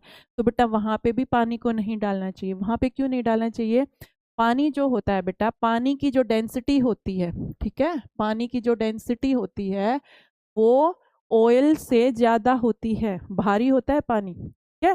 अब जो जिसकी डेंसिटी ज्यादा होगी वो चीज नीचे रहेगी और जिसकी डेंसिटी कम होगी वो चीज ऊपर रहेगी। तो क्या होता है बेटा, देखो, मान के चलो यहाँ पे ये अपना ऑयल है, इसमें लग गई आग, हमने ऊपर से क्या डाल दिया? पानी डाल दिया। पानी वाला कलर ले लूं, ठीक है, हमने ऊपर से पानी डाल दिया। तो क्या होगा बेटा, ये जो पानी है ना, पानी की डेंसिटी है ज्यादा, पानी की डेंसिटी ज्यादा है, तो क्या होगा, पानी तो चला जाएगा नीचे और जो तुम्हारा ऑयल था बेटा वो इसके ऊपर आ जाएगा क्योंकि ऑयल की डेंसिटी है कम। तो जो आग लगी हुई थी ना, जो आग लगी हुई थी वो आग कंटिन्यू लगी रहेगी। क्यों लगी रहेगी? क्योंकि उसको तो तेल अभी भी मिल रहा है, फ्यूल उसको अभी भी मिल रहा है, फ्यूल की सप्लाई नहीं कटी, क्योंकि फ्यूल जिस ऑयल में आग लगी हुई थी वो तो ऊपर आ गया, पानी नीचे चला गया, तो फायर तो अभी भी लगी रहेगी। कब कब फायर बुझ जाती? जब पानी तेल के ऊपर होता, लेकिन पानी की डेंसिटी ज्यादा होने की वजह से पानी नीचे चला जाता है, तेल ऊपर आ जाता है। तो जो आग लग रही थी बेटा, उस ऑयल को ऑक्सीजन मिलती रहेगी, ऑयल को ऑक्सीजन मिलती रहेगी। अब उस ऑयल को ऑक्सीजन मिल रही है तो आग भी लगी रहेगी, आग बुझेगी ही नहीं। आई आपको बात समझ में? तो इस तरीके से होता है बेटा कि ना तो पेट्रोल डीजल ये जो ऑयल होते हैं इनको बुझाने के लिए हम पानी को यूज कर सकते हैं, ना इलेक्ट्रिकल इक्विपमेंट्स में लगी हुई आग को बुझाने के लिए हम पानी को यूज कर सकते हैं। सिर्फ पेपर वुड जैसी जो चीजें होती है ना बेटा, इनको बुझाने के लिए हम पानी को यूज कर सकते हैं, इनमें जो आग लगती है उसको। सेकंड देखते हैं, by using carbon dioxide. Carbon dioxide जो होती है बेटा, ये भी एक बहुत अच्छा फायर एक्सटिंग्विशर होता है, आग बुझाने के लिए ये भी एक बहुत अच्छी चीज है, ठीक है। Carbon dioxide is the best fire extinguisher, ठीक है, to put out fire caused by inflammable materials like oil and petrol and electrical equipments।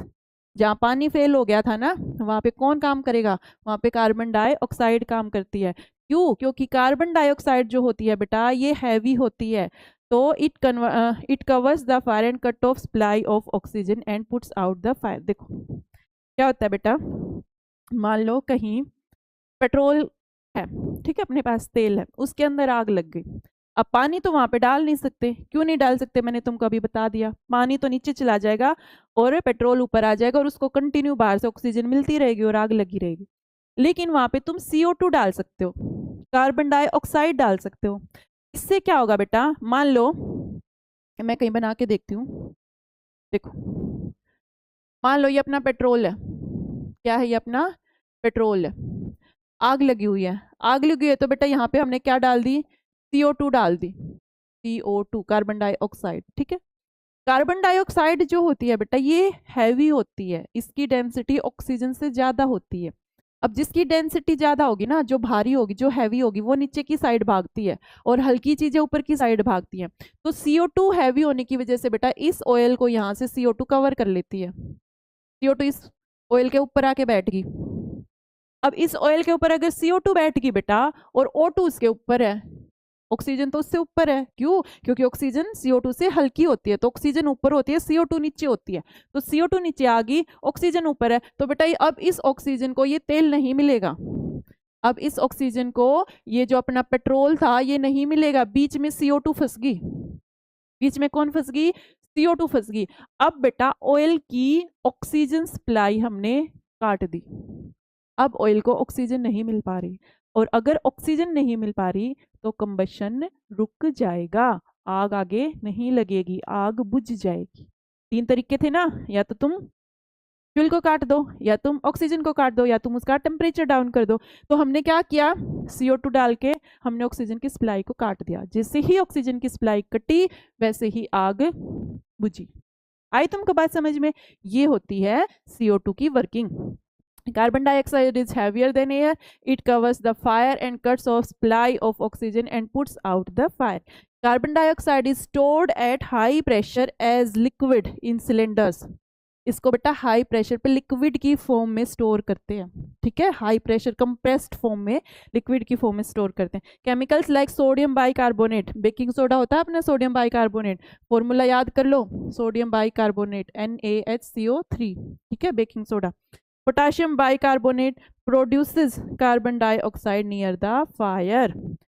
Potassium bicarbonate के लिए बेटा सोडियम की जगह पोटाशियम आ जाता है, ठीक है, इनको यूज करते हैं हम लोग। ये क्या करते हैं, सोडियम बाइकार्बोनेट, पोटाशियम बाइकार्बोनेट, ये बेटा ब्रेक हो जाते हैं, टूट जाते हैं, और टूटने के बाद ये CO2 प्रोड्यूस करते हैं, ठीक है, और वो CO2 फिर क्या कर लेती है, अपने फ्यूल को कवर कर लेती है और ऑक्सीजन की सप्लाई को रोक देती है और आग बुझ जाती है, ठीक है। तो ये दोनों नाम आपने याद रखने हैं।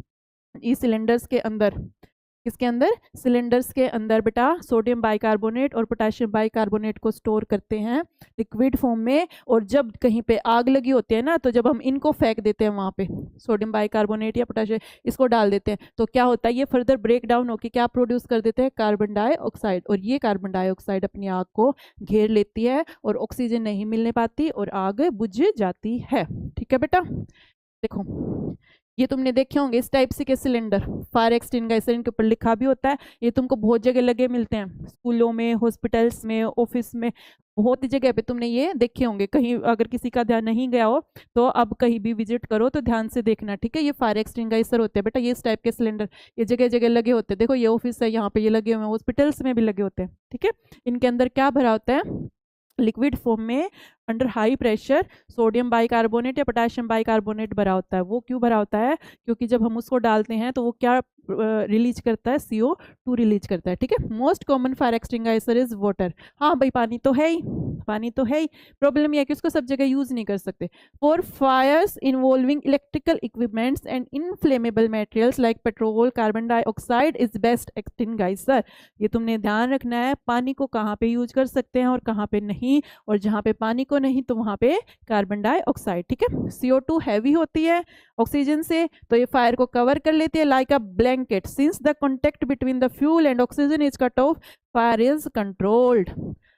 इस तरीके से फायर कंट्रोल हो जाती है। अब एक और चीज देखो, मान लो कोई पर्सन है बेटा, उसके कपड़ों में आग लग गई, ठीक है, किसी पर्सन के कपड़ों में आग लगी, तो क्या करते हैं, भाग के ना उसको भारी सा कंबल उड़ाते हैं, कंबल से उसको कवर करते हैं, उसको ढक लेते हैं बिल्कुल।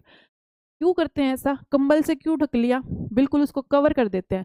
क्या होता है बेटा, जो आग लगी, मान लो कपड़ों में आग लगी और ऐसे ऊपर से कंबल ओढ़ लूंगी मैं, तो क्या होगा, वो जो आग लगी हुई थी जिन कपड़ों में बेटा, उनको फर्दर ऑक्सीजन नहीं मिलेगा। अगर मैंने कंबल से ढक दिया तो मैंने ऑक्सीजन की सप्लाई काट दी, और ऑक्सीजन की सप्लाई काटते ही आग बुझ जाएगी, ठीक है। तो इसलिए कहीं पे मान लो किसी पर्सन को आग लग रही हो, कुछ हो रहा, तो बेटा वहां पे फटाक से कोई ऐसी चीज ढक दो जिससे ऑक्सीजन की सप्लाई कट जाए, ठीक है। कोई हैवी कंबल हो गया, इस टाइप से ढक देते हैं ताकि फर्दर ऑक्सीजन ना मिलने पाए। जहाँ पे आग लगी हुई है वहां पे तो ऑक्सीजन नहीं मिलेगी, तो बेटा आगे जो है ना वो आग बुझ जाएगी, ठीक है। चलिए, टाइप्स ऑफ कंबशन, जलने की भी टाइप्स होती हैं भाई, कंबशन की भी टाइप्स होती हैं। कंबशन 3 टाइप का होता है, ठीक है, एक रैपिड कंबशन, एक स्पॉन्टेनियस कंबशन और एक एक्सप्लोजन। अब हम इन तीनों को डिटेल में पढ़ेंगे। देखो जो रैपिड कंबशन होता है ना बेटा, ये बहुत फास्ट कंबशन होता है। मैं तुमको एग्जांपल्स देके बता देती हूँ। देखो रैपिड कंबशन होता है बेटा, हम घर में गैस अपनी जला रहे हैं खाना बनाने के लिए, चाय बनाने के लिए, दूध गर्म करने के लिए, पानी गर्म करने के लिए, जो हम घर में अपनी एलपीजी जो आ रही है, जो सिलेंडर में आ रही है एलपीजी, और जो फिर हम अपनी गैस स्टोव ऑन करते हैं, वो एक रैपिड कंबशन है। रैपिड कंबशन का मतलब क्या है, जैसे ही हमने लाइटर जलाया, थोड़ी सी चिंगारी निकली थी, थोड़ी सी, और उसी से अपनी जो गैस है वो ऑन हो गई, जल गई अपनी गैस, है ना, बहुत अच्छे से जल गई। तो वो क्या है बेटा, रैपिड कंबशन है, कंबशन जिसमें बहुत फास्ट होता है, ठीक है। अब स्पॉन्टेनियस कंबशन, स्पॉन्टेनियस कंबशन बेटा वो कंबशन होता है जिसमें हमको बाहर से हीट नहीं देनी पड़ती। इसमें बाहर से मेरे को हीट देनी पड़ी थी, जब तक लाइटर से या माचिस से जलाऊंगी नहीं, अपनी गैस के पास ले जाके मैं कुछ जलाऊंगी नहीं, तब तक मेरी गैस नहीं जलेगी, मुझे बाहर से हीट देनी पड़ेगी। लेकिन जो स्पॉन्टेनियस कंबशन होता है ना बेटा, ये वो वाला कंबशन होता है जिसमें मेरे को बाहर से कोई मेहनत नहीं करनी, बाहर से मेरे को कुछ नहीं जलाना, बाहर से मेरे को कोई हीट नहीं देनी, ये खुद ब खुद जलते हैं। जैसे फॉस्फोरस, वाइट फॉस्फोरस का एग्जाम्पल था ना कि 35 डिग्री वैसे ही टेम्परेचर आ जाता है गर्मी में, उसको बस तुम खुला छोड़ दो, खुला छोड़ने से उसको ऑक्सीजन मिल जाएगी, वो अपने आप जल जाएगा। तो इस टाइप का जो कंबशन होता है, जैसे अपने सोडियम है, पोटाशियम है, इनको बेटा केरोसिन ऑयल के अंदर डुबा के रखना पड़ता है। अगर तुम इनको हवा में छोड़ दोगे ना तो ये बहुत इन्फ्लेमेबल होते हैं, ये तभी के तभी फायर कैच कर लेते हैं, इनका इग्निशन टेम्परेचर बहुत लो होता है, ठीक है। तुमको अलग से वहां पे माचिस जलाने की जरूरत नहीं है, ये खुद ही जल जाते हैं, खुद ही जल रहे हैं, अपने आप ही जल रहे हैं, बिना बात के जल रहे हैं। तो ऐसा जो कंबशन होता है उसको स्पॉन्टेनियस कंबशन बोलते हैं, ठीक है। अब एक एक्सप्लोजन होता है। एक्सप्लोजन क्या होता है, एक्सप्लोजन होता है बम फोड़ना, एक्सप्लोजन होता है धमाका करना। दिवाली पे बम फोड़ते हैं ना, फोड़ने नहीं चाहिए, वैसे कम फोड़ने चाहिए, ठीक है। मतलब ऐसे बम पटाखे वो करने चाहिए जिनमें से बस वो आवाजें आती हैं, धुआं ना निकले, धुआं कम निकले, ठीक है। थोड़ा सा एनवायरनमेंट अपना ज़्यादा पोल्यूट हो रहा है। तो बेटा जो एक्सप्लोजन होते हैं, मतलब ये जो कंबशन की टाइप है, इसमें क्या होता है, इसमें धमाका होता है। धमाका बोले तो लाइट भी प्रोड्यूस होती है, साउंड और हीट भी निकलती है, और साथ में साउंड एनर्जी निकलती है। एक्सप्लोजन के अंदर एक नई चीज़ और है, एक्सप्लोजन के अंदर हीट, लाइट और साथ में साउंड एनर्जी निकलती है। जो हम दिवाली में पटाखे जलाते हैं ना, उनमें से आवाज़ आती है ना, लाइट भी आती है, आवाज भी आती है, और हीट भी आती है, गर्म तो होती ही है, जलने के बाद हीट एनर्जी भी निकलती है। तो इस टाइप का जो कंबशन होता है उसको एक्सप्लोजन बोलते हैं, ठीक है। चलिए ये थोड़ा सा उसी के बारे में है। Rapid combustion, when substance burns quickly and produces large amount of heat and light such as LPG, ये वही वाली बात है बेटा, जो अपनी ऐसे गैस जल रही होती है ना, वो इमीडिएटली जल जाती है, जैसे ही हमने उसको बाहर से थोड़ी सी हीट दी वो जल जाती है, ठीक है। तो ये होता है rapid combustion. Spontaneous combustion occurs when a substance catches fire without being heated externally, without being heated externally, without being heated externally, बाहर से नहीं जलाना कुछ भी, वहां पे हमको कोई तिल्ली जलाने की, कोई आग लगाने की, कोई चुगली चाटी करने, कुछ करने की जरूरत नहीं है, वो अपने आप ही जलता है बेचारा, ठीक है। वो होता है स्पॉन्टेनियस, जैसे फोस्फोरस है, हवा में आते ही जल जाएगा अगर टेम्परेचर गर्मी है तो, ठीक है। 35 डिग्री होता है इसका। Explosion, explosion occurs when combustion takes place suddenly, एकदम से आग लग जाती है, producing heat, light, sound and large volume of gas. Firecrackers are the common example. एकदम से फटते हैं, एकदम से फट गया, बहुत तेज आवाज आई, बहुत हीट निकली, बहुत लाइट निकली एकदम से, ठीक है। तो उसको क्या बोलते हैं, एक्सप्लोजन बोलते हैं। एक्सप्लोजन तो तुम करते ही हो हर साल, दिवाली से 2 दिन पहले शुरू हो जाते हैं, दिवाली से 2 दिन बाद तक लगे रहते हैं, है ना, तुम्हारी तो अभी एज भी वही है। चलिए बेटा अब बात करते हैं फ्लेम के बारे में, ठीक है। कंबशन हो गया, ठीक है। आई होप आपको अच्छे से समझ आया होगा कंबशन क्या होता है, कैसे होता है, कितनी टाइप्स होती हैं, कौन कौन सी इसके लिए चीज़ें हमको नेसेसरी होती हैं, और कहीं पे अगर आग लगी हो तो उसको हम कैसे बुझा सकते हैं, आगे फैलने से कैसे रोक सकते हैं। अब देखो बेटा आगे बात करते हैं फ्लेम के बारे में, ठीक है। फ्लेम हम सब ने देखा है, घर पे सबके पास कैंडल्स हैं, सब जलाते भी हैं, ठीक है। तो सबको पता है कि फ्लेम क्या होता है। ये एक कैंडल है, ये अपनी एक कैंडल जल रही है, तो इसका जो ऊपर वाला पोर्शन है बेटा, जो जल रहा है, जो हमको दिख रहा है, इसी को हम क्या बोलते हैं, इसी को हम फ्लेम बोलते हैं। सबको पता है इस बात का, इसी को हम क्या बोलते हैं, फ्लेम बोलते हैं। जो ऊपर वाला पोर्शन हमको दिख रहा है, दिस इज फ्लेम, ठीक है। कुछ अपने पास ऐसे सब्सटेंस है बेटा जिनको जब कंबशन होता है जिनका, तो उनमें से फ्लेम निकलता है। कुछ ऐसे हैं जिनमें से फ्लेम नहीं निकलता, उनमें से सिर्फ ग्लो निकलता है। जैसे अपना कोयला है, अपने पास चारकोल है, जब हम इनको जलाते हैं बेटा तो हमको इस टाइप की कोई फ्लेम नहीं दिखती। जब कोयले को जलाते हैं ना तो हमको फ्लेम नहीं नजर आती, वहां पे हमको सिर्फ इस टाइप से ग्लो नजर आता है। क्या क्या नजर आता है? ग्लो। इसको हिंदी में अगर मैं बोलूँ तो वो चीज सिर्फ सुलगती है। क्या होती है? सुलगना, है ना।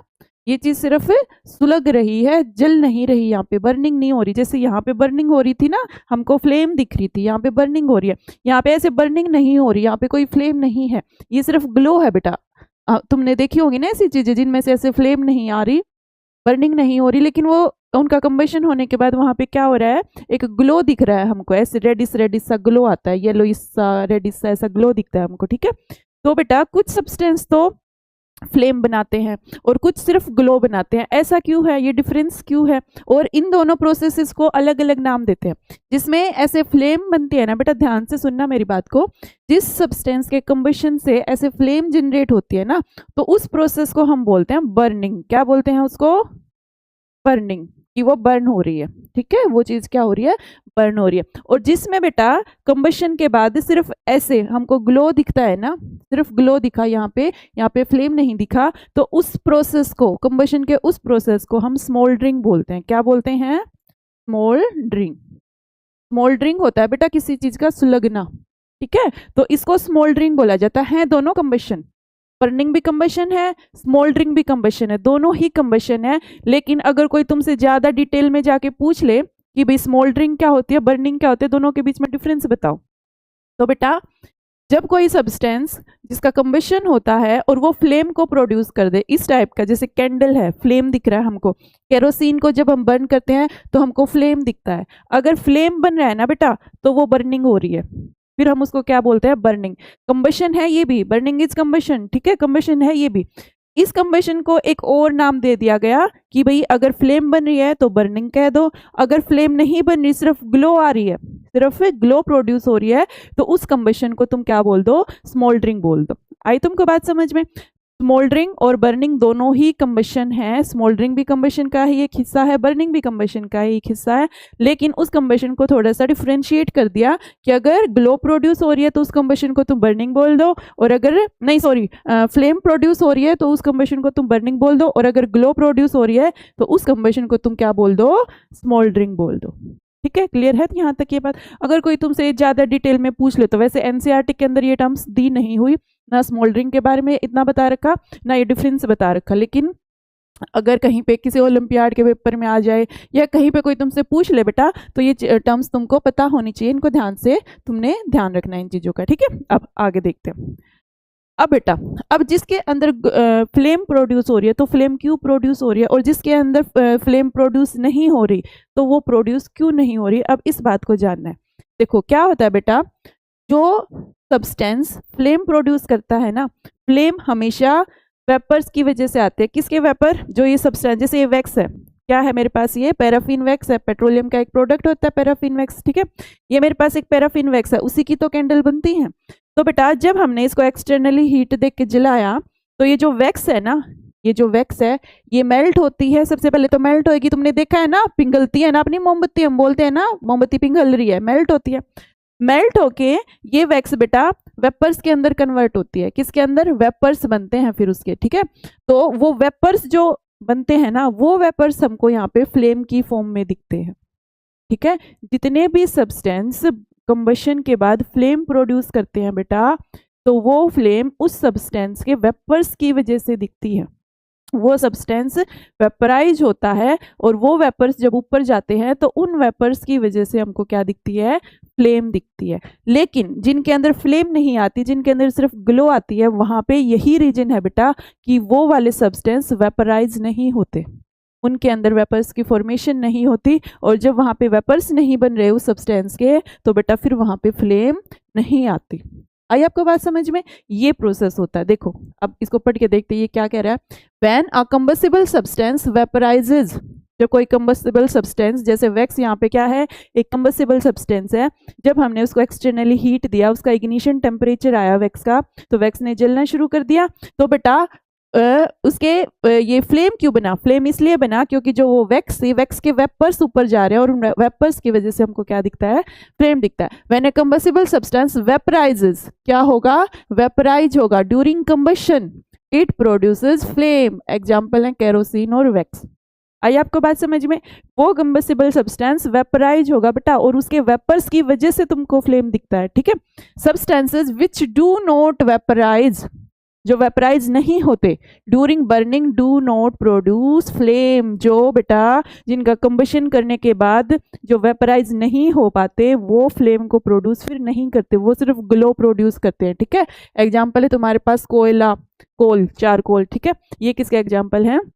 ये फ्लेमलेस कंबशन करते हैं, इनके अंदर फ्लेम प्रोड्यूस नहीं होता, सिर्फ ग्लो प्रोड्यूस होता है। और जहाँ पे सिर्फ ग्लो प्रोड्यूस हो उसको हम स्मोल्डरिंग बोलते हैं, और जहाँ पे फ्लेम प्रोड्यूस हो उसको हम बर्निंग बोलते हैं। फ्लेम आती है उस सब्सटेंस के वेपर्स की वजह से, वेपराइज होता है वो सब्सटेंस, तो फ्लेम आती है, फ्लेम दिखती है हमको। और स्मोल्डरिंग के केस में बेटा जब फ्लेम नहीं आती मतलब वो सब्सटेंस वेपराइज नहीं होता, ठीक है। ये रीजन है फ्लेम आने का और फ्लेम के नहीं आने का, ठीक है। आपको अब बात समझ आई होगी, आगे चलते हैं। स्ट्रक्चर ऑफ आ फ्लेम, ये तुमको ध्यान से करना है बेटा, फ्लेम का तुमको स्ट्रक्चर करना है। देखो ये मेरे पास एक कैंडल है, इसकी बनी हुई है, पैराफिन वैक्स की बनी हुई है। पैराफिन वैक्स कहाँ से आया? पेट्रोलियम का एक प्रोडक्ट आया, जिसने कोल और पेट्रोलियम पढ़ लिया उसको पता होगा। पैराफिन वैक्स जो है पेट्रोलियम का एक प्रोडक्ट है, ठीक है। तो ये पैराफिन वैक्स की मेरे पास एक कैंडल है, ऊपर ये क्या है? इसकी फ्लेम है। क्या है बेटा? ये इसकी फ्लेम है। अब हमको इस फ्लेम के बारे में जानना है। इस फ्लेम का भी एक स्ट्रक्चर है, इसके भी अलग अलग पार्ट्स है, अब हमको उनके बारे में जानना है। देखिए बेटा, फ्लेम के 3 पार्ट होते हैं, फ्लेम के 3 पार्ट होते हैं। सबसे पहला पार्ट होता है आउटर जोन। कौन सा पार्ट होता है सबसे पहला? आउटर जोन, ये बाहर वाला जो तुमको बिल्कुल बाहर दिख रहा है ना, आउटर बाउंड्री पे, ये वाला होता है फ्लेम का सबसे बाहर वाला पार्ट, ये ब्लू कलर का, ठीक है। ये आउटर जोन है। आउटर जोन बेटा ब्लू कलर का होता है, आउटर जोन जो होता है वो ब्लू कलर का होता है। अब आउटर जोन जो होता है बेटा ये कंप्लीट कंबशन से बनता है। कैसे कंबशन से? कंप्लीट कंबशन से। अब ये कंप्लीट कंबशन क्या है? कंप्लीट कंबशन होता है बेटा, ये अपने पास जो कैंडल है जो पैराफिन वैक्स से बनी है, पैराफिन वैक्स के अंदर क्या होता है? हाइड्रोकार्बन्स होते हैं। हमने ये डिस्कस करा था कोल और पेट्रोलियम के अंदर कि पेट्रोलियम जो होता है वो किससे बना होता है? वो मिक्सचर होता है किसका? हाइड्रोकार्बन्स का। हाइड्रोकार्बन्स क्या होते हैं? वो वाले कंपाउंड्स जो कार्बन और हाइड्रोजन से मिलके बने होते हैं। तो बेटा ये जो वैक्स होती है ये हाइड्रोकार्बन से मिलके बनी है, ठीक है। अब कंप्लीट कंबशन का मतलब होता है बेटा कि वो वाला जोन जहां पे कंप्लीट कंबशन मतलब जब कार्बन पूरी तरीके से जल जाए, कार्बन का कंप्लीट कंबशन हो जाए, जितना कार्बन था सारा का सारा क्या हो जाए? बर्न हो जाए, सारा का सारा कार्बन जल जाए, वो होता है बेटा कंप्लीट कंबशन। आई बात समझ में? तो जो अपनी वैक्स थी वो वैक्स यहाँ पे, वो वैक्स किससे मिलके बनी है? हाइड्रोकार्बन से मिलके बनी है। तो जब कार्बन पूरी तरीके से जल जाए ना बेटा उसको कंप्लीट कंबशन का जोन बोलते हैं। और जो ये आउटर जोन होता है ना सबसे बाहर वाला, जो हल्का ब्लू से कलर का होता है, ठीक है, तुमको ब्लू फ्लेम दिखती है हल्की हल्की साइड, यहाँ से तो स्पेशली दिखती है, ठीक है। ये होता है बेटा complete combustion zone. Complete combustion का मतलब यहाँ पे कार्बन पूरे तरीके से जल गया, बर्न हो गया, और ये ब्लू कलर का होता है। और ये सबसे हॉटेस्ट पार्ट होता है, सबसे गर्म पार्ट होता है बाहर वाला। आउटर पार्ट जो होता है जहाँ पे कंप्लीट कंबशन हुआ है, जहाँ पे कार्बन पूरे तरीके से जल गया है, वो पार्ट होता है बेटा हॉटेस्ट पार्ट। सबसे फ्लेम का सबसे गर्म पार्ट, सबसे ज्यादा टेम्परेचर वाला पार्ट बाहर वाला होता है आउटर जोन, ठीक है। आउटर जोन के बारे में 3 चीजें तुमने याद रखनी है। बाहर वाले पार्ट को आउटर जोन बोलते हैं। फ्लेम का जो सबसे बाहर वाला पार्ट होता है उसका कलर कैसा होता है? ब्लू कलर होता है। उसके अंदर क्या होता है? कंप्लीट कंबशन होता है, मतलब वैक्स जो थी यहाँ पे पूरे तरीके से जल जाती है, जो अपने कार्बन पार्टिकल्स थे वो कंप्लीट तरीके से बर्न हो जाते हैं यहाँ पे, और ये इसका टेम्परेचर सबसे ज्यादा होता है, ये सबसे हॉटेस्ट पार्ट होता है। ये चीजें तुमने याद रखनी है। सेकेंड आता है बेटा मिडल जोन, ये बीच वाला, ये मिडल जोन, ये होता है मिडल जोन। मिडल जोन के अंदर क्या होता है बेटा? मिडल जोन के अंदर होता है पार्शियल कंबशन। अब कंप्लीट कंबशन नहीं होता, अब पार्शियल कंबशन होता है। क्यों? क्या रीजन है? देखो जो बाहर वाला पोर्शन है बेटा, यहाँ पे ऑक्सीजन की पूरी सप्लाई है, बाहर है ना, ये तो बाहर वाला पार्ट है, बाहर वाला सरफेस है, यहाँ पे तो ऑक्सीजन पूरी आ रही है। ऑक्सीजन जो पूरी मिल रही है बेटा तो कंबशन भी पूरा होगा, क्योंकि ऑक्सीजन के बिना तो कंबशन हो ही नहीं सकता। जब ऑक्सीजन अच्छे से मिल रही है, बाहर वाले पार्ट को ऑक्सीजन अच्छे से मिल रही है, यहाँ बाहर ऑक्सीजन है ना, तो इस पार्ट को अच्छे से ऑक्सीजन मिल रही है, अच्छे से ऑक्सीजन मिल रही है तो अच्छे से कंबशन भी हो रहा है, कंप्लीट कंबशन हो रहा है।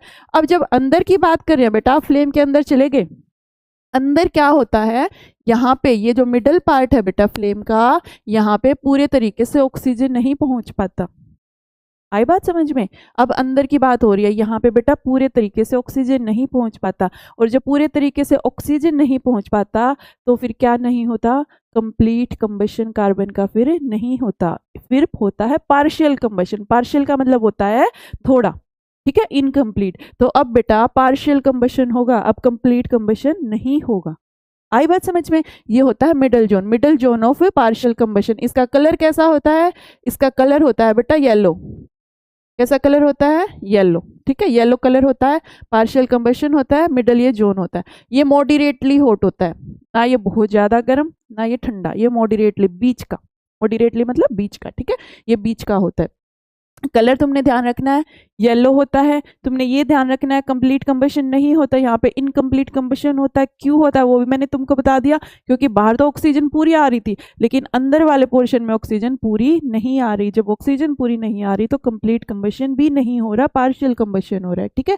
और इसका टेम्परेचर जो होता है वो मॉडरेट होता है, बीच का होता है, ठीक है। ये था अपना मिडल पार्ट। अब देखो, अब सबसे ये जो ये अपनी विक होती है ना, जो मोमबत्ती के अंदर विक होती है, ये काली काली सी हो जाती है कि नहीं हो जाती?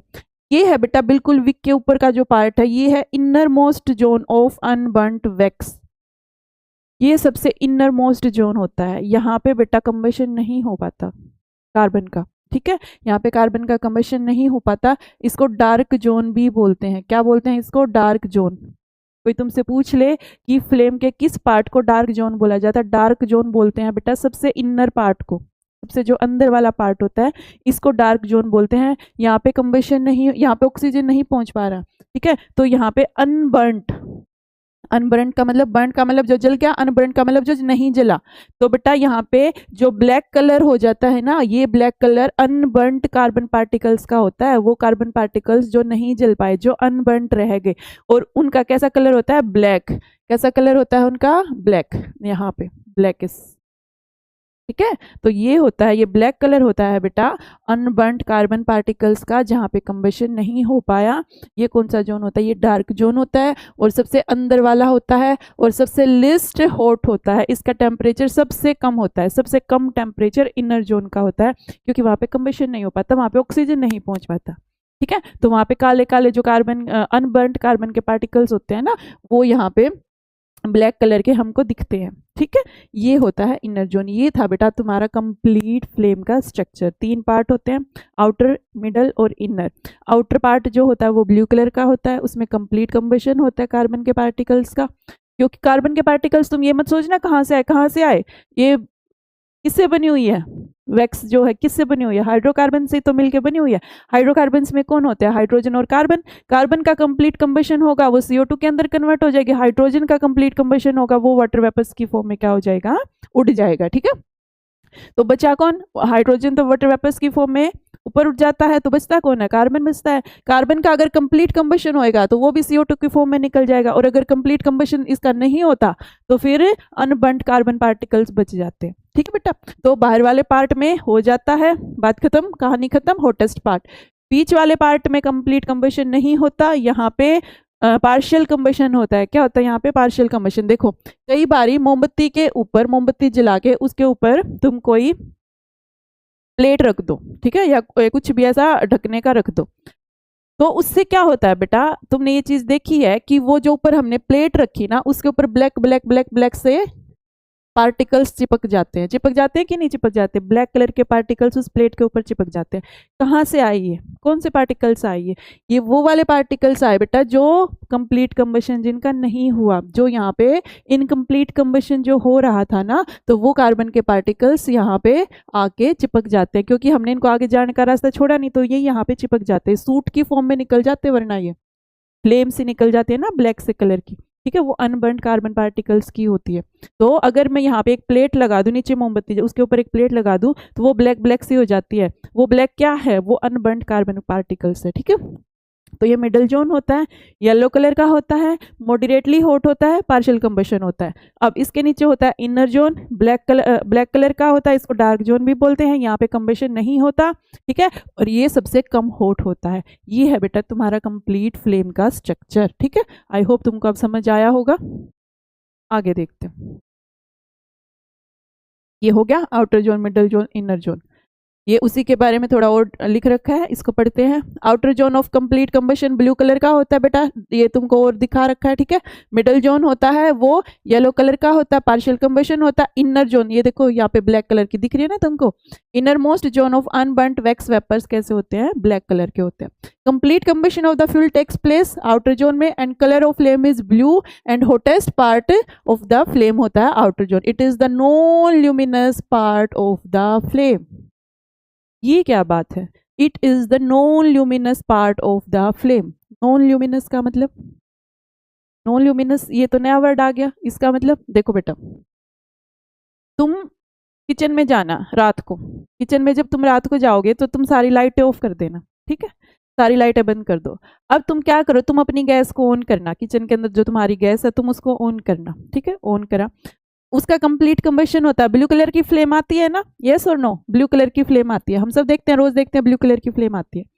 तो बेटा तुम गैस को ऑन करके तुम किचन में खड़े होकर ये देखना कि किचन के अंदर कितनी रोशनी हुई। ठीक है, फिर तुम उसको कर देना बंद। उसका कंप्लीट कंबशन हो रहा था, ब्लू कलर की फ्लेम आ रही थी, हमने देखा, फिर हमने ये देखा अपने किचन के अंदर कितनी रोशनी हुई, फिर उसको हमने कर दिया बंद। अब तुम वहां पे कैंडल जलाओ, क्या करो, अब एक कैंडल जला के खड़े हो जाओ। अब फिर से देखो कि कितनी रोशनी हुई। तो तुम देखोगे कि जब तुमने कैंडल जलाई ना तब रूम के अंदर किचन के अंदर ज्यादा रोशनी हुई, जब तुमने गैस जलाई थी ना तब इतनी रोशनी नहीं हुई थी। कारण, क्या कारण हुआ भाई ऐसा?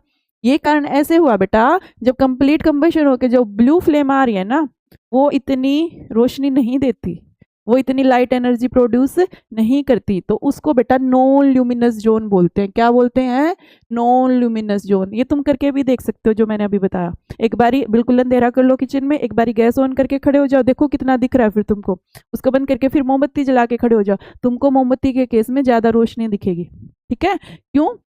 क्योंकि मोमबत्ती के पास येलो फ्लेम भी है, कैंडल में येलो फ्लेम भी आ रही है, और येलो फ्लेम जो होती है बेटा वो ल्यूमिनस होती है, मतलब वो ज्यादा चमकेगी, ज्यादा दिखेगी तुमको। ठीक है, ज्यादा रोशनी आती है उससे, वो ल्यूमिनस पार्ट है।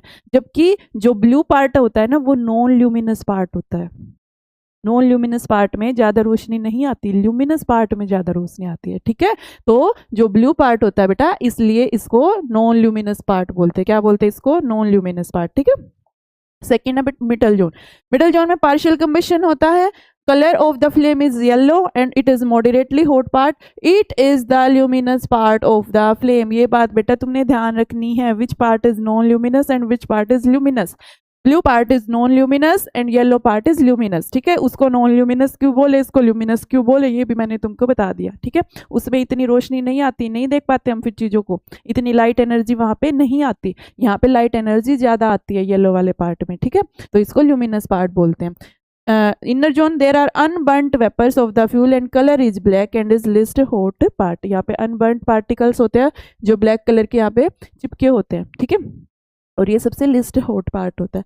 ये है बेटा कंप्लीट फ्लेम का स्ट्रक्चर। अब तुमको सारी बातें समझ आ गई होंगी, कौन सा पार्ट ल्यूमिनस है, कौन सा नॉन ल्यूमिनस है, कौन सा ब्लू है, कौन सा येलो है, कहाँ पे कंप्लीट कंबशन हो रहा है, कहाँ पे इनकम्प्लीट हो रहा है। अब सारी चीजें क्लियर हैं। ठीक है, अब आगे बात करते हैं बेटा फ्यूल के बारे में। ठीक है, फ्यूल क्या होता है ये सबको पता है। ठीक है, फ्यूल कोई भी सब्सटेंस जिसका हम कंबशन कराएं तो क्या प्रोड्यूस हो, हीट एनर्जी प्रोड्यूस हो, उसी को हम फ्यूल बोलते हैं। ठीक है, हमने कोल और पेट्रोलियम में करा था ना, फॉसिल फ्यूल्स। कोई भी चीज, कोई भी सब्सटेंस बेटा जो कंबशन कराएं अगर हम उसका, तो वो हमको क्या दे, वो हमको हीट एनर्जी दे, और उस हीट एनर्जी को हम लोग यूटिलाइज करें अपने काम करवाने के लिए। ठीक है, तो उस चीज को हम लोग फ्यूल बोलेंगे। Fuel is any substance that produces energy on burning. जिसको अगर हम बर्न करें बेटा तो वो एनर्जी प्रोड्यूस करे। एनर्जी मेनली हमारे लिए या तो लाइट एनर्जी की फॉर्म में या फिर हीट एनर्जी की फॉर्म में, हमको तो ये दो ही चाहिए होती है फ्यूल से, या तो लाइट एनर्जी की फॉर्म में या फिर हीट एनर्जी की फॉर्म में। Fuel are of 3 main types, 3 type के फ्यूल होते हैं। सॉलिड फ्यूल होते हैं जैसे अपने पास लकड़ी है, कोयला है, चारकोल है, वुड कोल चारकोल, ये अपने क्या होते हैं बेटा, सॉलिड फूड होते हैं। घरों में यूज करते थे ना, अब तो कम यूज करते हैं, पहले तो वुड चूल्हा जलाते थे, चूल्हे के अंदर लकड़ी जलाते थे, उसी से फिर क्या करते थे, खाना बनाते थे। ठीक है, वो लकड़ी जलाते थे, उस लकड़ी से क्या प्रोड्यूस होती थी, हीट एनर्जी प्रोड्यूस होती थी, साथ में लाइट एनर्जी भी प्रोड्यूस होती थी। तो हम क्या करते थे, चूल्हे पे खाना बनाते थे। लिक्विड फ्यूल्स कौन से होते हैं, केरोसिन, पेट्रोल, डीजल। पेट्रोल है, डीजल है, इनको कहाँ पे यूज करते हैं, व्हीकल्स के अंदर यूज करते हैं कि नहीं करते। हमारे जो व्हीकल्स जो रन कर रहे हैं, जो चल रहे हैं, वो किससे चल रहे हैं, पेट्रोल या डीजल से ही तो चल रहे हैं। इनको हम लोग क्या करते हैं, गाड़ियों में डालते हैं, ये क्या करते हैं, फिर इनको बर्न करते हैं, इनको बर्न करने से हीट एनर्जी प्रोड्यूस हो रही है, उससे हम अपना काम करवा रहे हैं। ठीक है, गैसियस फ्यूल्स होते हैं जैसे CNG, LPG, biogas, hydrogen. LPG अपने घरों में डेली आ रही है कि नहीं आ रही है, उसको बर्न करते हैं, उसको बर्न करके जो हीट प्रोड्यूस हो रही है उस हीट से हम अपना खाना बना रहे हैं। सीएनजी, व्हीकल्स के अंदर अब सीएनजी डालने लग गए हैं ना, क्योंकि कम पोल्यूशन कॉज करती है। तो ये सारे के सारे क्या होते हैं बेटा, ये फ्यूल होते हैं, इनको बर्न करके हम लोग हीट एनर्जी या लाइट एनर्जी प्रोड्यूस होती है और उससे फिर हम अपने काम करवाते हैं। तो फ्यूल मेनली 3 टाइप के होते हैं, solid, liquid and gaseous. Solid जो वुड कोल चारकोल ये सॉलिड है, लिक्विड वाले केरोसिन, पेट्रोल, डीजल ये लिक्विड फॉर्म में मिलते हैं। गैसियस कौन से हैं, सीएनजी, एलपीजी, बायोगैस, हाइड्रोजन, ये सारे कौन से फ्यूल है, ये गैसियस फ्यूल्स है। ठीक है बेटा, ये इनके कुछ पिक्चर्स हैं इस तरीके से।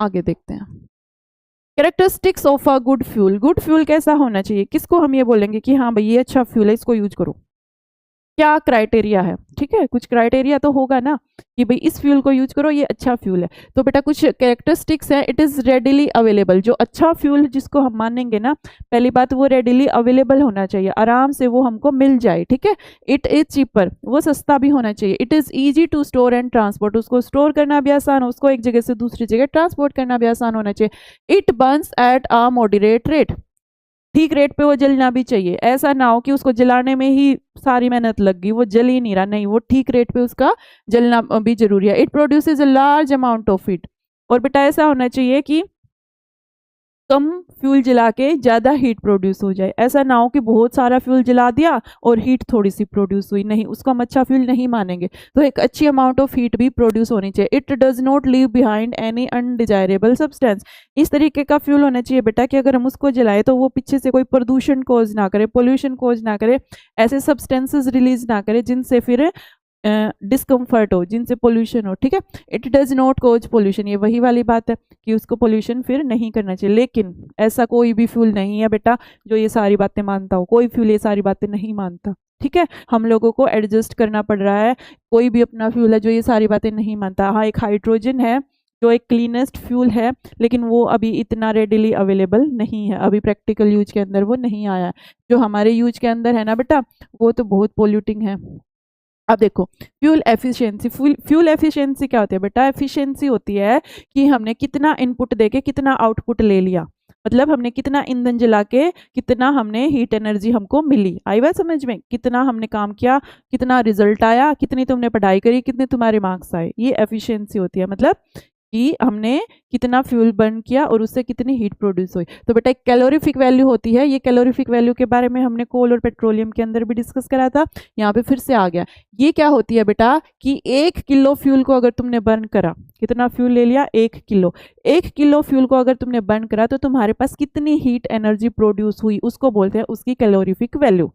आई बात समझ में, तुमको 1 किलो लकड़ी दे दी कि भैया 1 किलो लकड़ी जला दो, उस 1 किलो लकड़ी को जलाने से कितनी हीट प्रोड्यूस हुई, कितनी हीट एनर्जी प्रोड्यूस हुई, वो होती है उसकी कैलोरीफिक वैल्यू। यूनिट क्या होती है बेटा, हीट एनर्जी को मापते हैं किलो जूल के अंदर और पर केजी, क्योंकि अपनी डेफिनेशन के अंदर है ना 1 केजी को जलाना। ठीक है, इसको केजी लिया तभी इसको किलो में लिया, यूनिट तो बराबर रखेंगे ना, तो इसको केजी में ले रखा है इसलिए इसको फिर इसको किलो जूल में लिया, किलो जूल पर KG, this is unit of calorific value, ये तुमने याद रखनी है। ठीक है, अब ये बेटा कुछ फ्यूल्स हैं और उनकी कैलोरीफिक वैल्यू दे रखी है। जैसे अपने ये होते हैं ना काउडंग केक, गोस्से, जिनको हम क्या बोलते हैं, गोस्से। ठीक है, इनकी कैलोरीफिक वैल्यू होती है बेटा 6000 से 8000 के बीच में।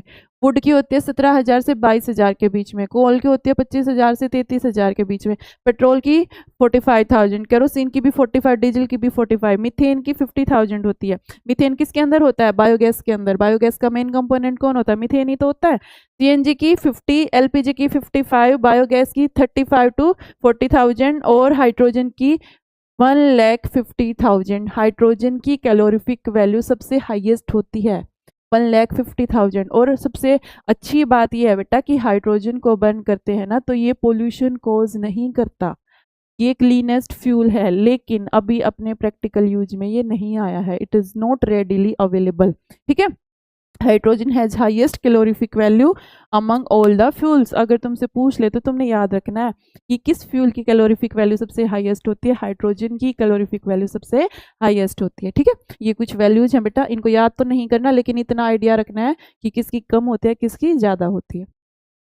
Burning of fuels leads to harmful products. Yes, अगर हम इन फ्यूल्स को जो अपने पास अवेलेबल हैं, जैसे अपने पास कोल है, पेट्रोल है, डीजल है, वुड है बेटा, जब हम इनको बर्न करते हैं ना तो बहुत हार्मफुल प्रोडक्ट्स निकलते हैं, धुआं निकलता है, स्मोक निकलता है, कुछ हार्मफुल ऑक्साइड्स निकलते हैं जो अपने एनवायरनमेंट को बहुत ज़्यादा पोल्यूट करते हैं, और उससे फिर क्या होती हैं बेटा, बहुत खतरनाक बीमारियां, डिजीज होती है। ठीक है, burning of fuels leads to harmful products.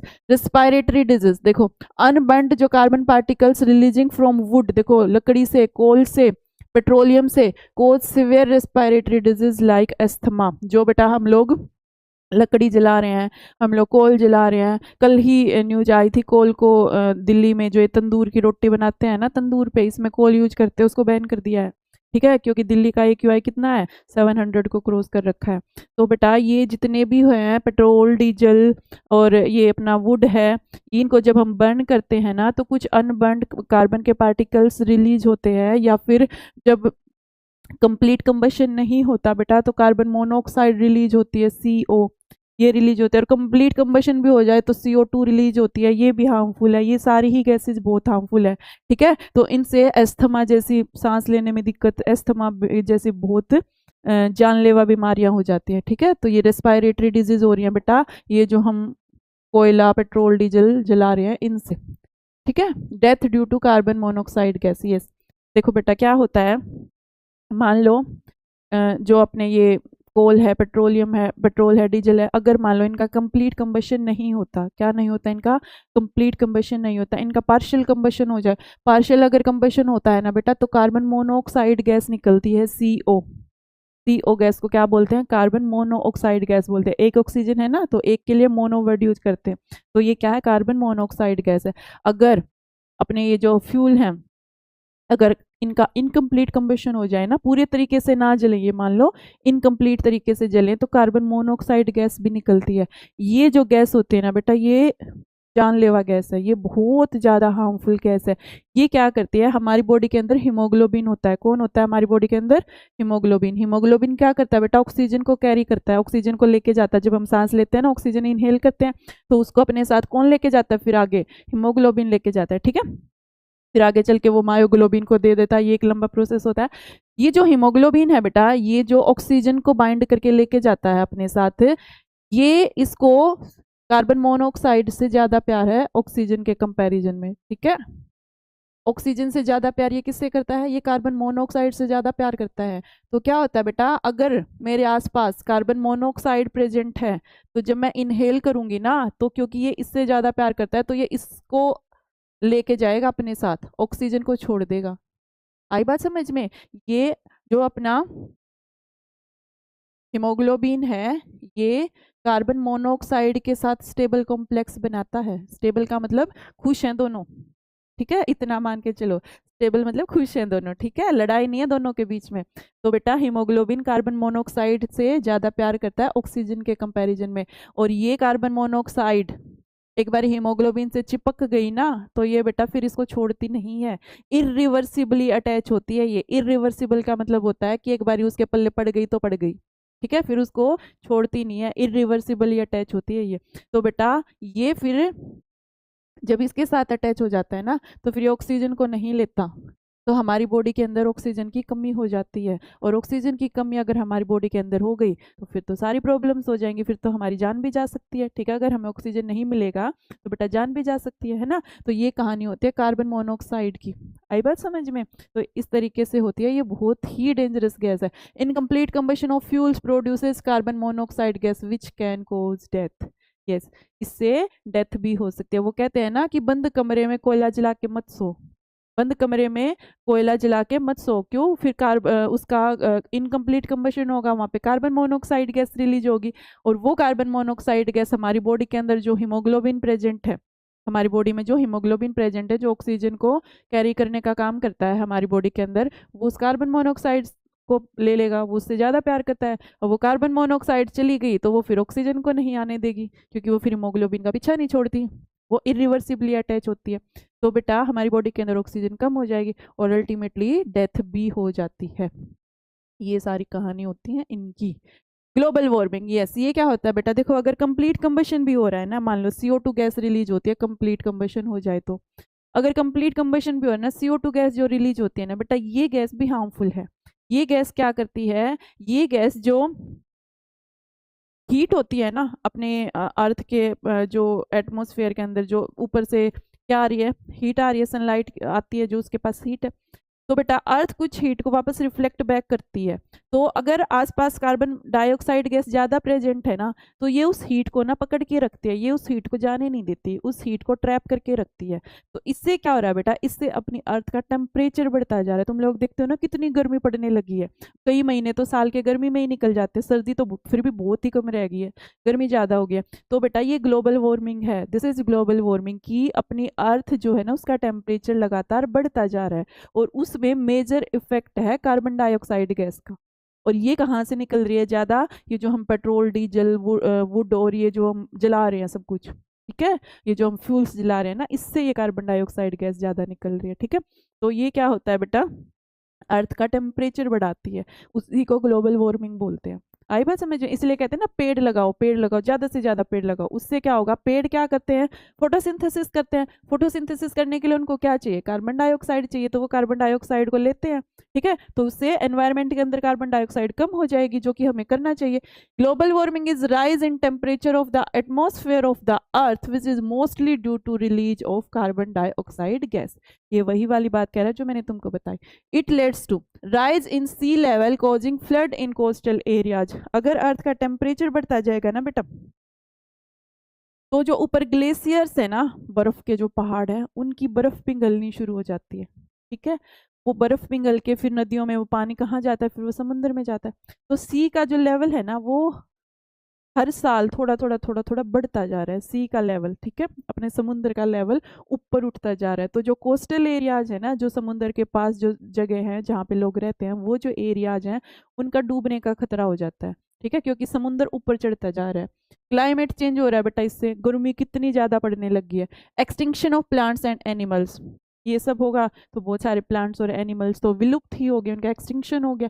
ये सारी चीज़ें हो रही हैं फ्यूल्स की वजह से। एसिड रेन होती है, जो बेटा अपना हम पेट्रोल, डीजल और कोल जो बर्न करते हैं ना, ये क्या रिलीज करते हैं? ये सल्फर के और नाइट्रोजन के ऑक्साइड्स रिलीज करते हैं।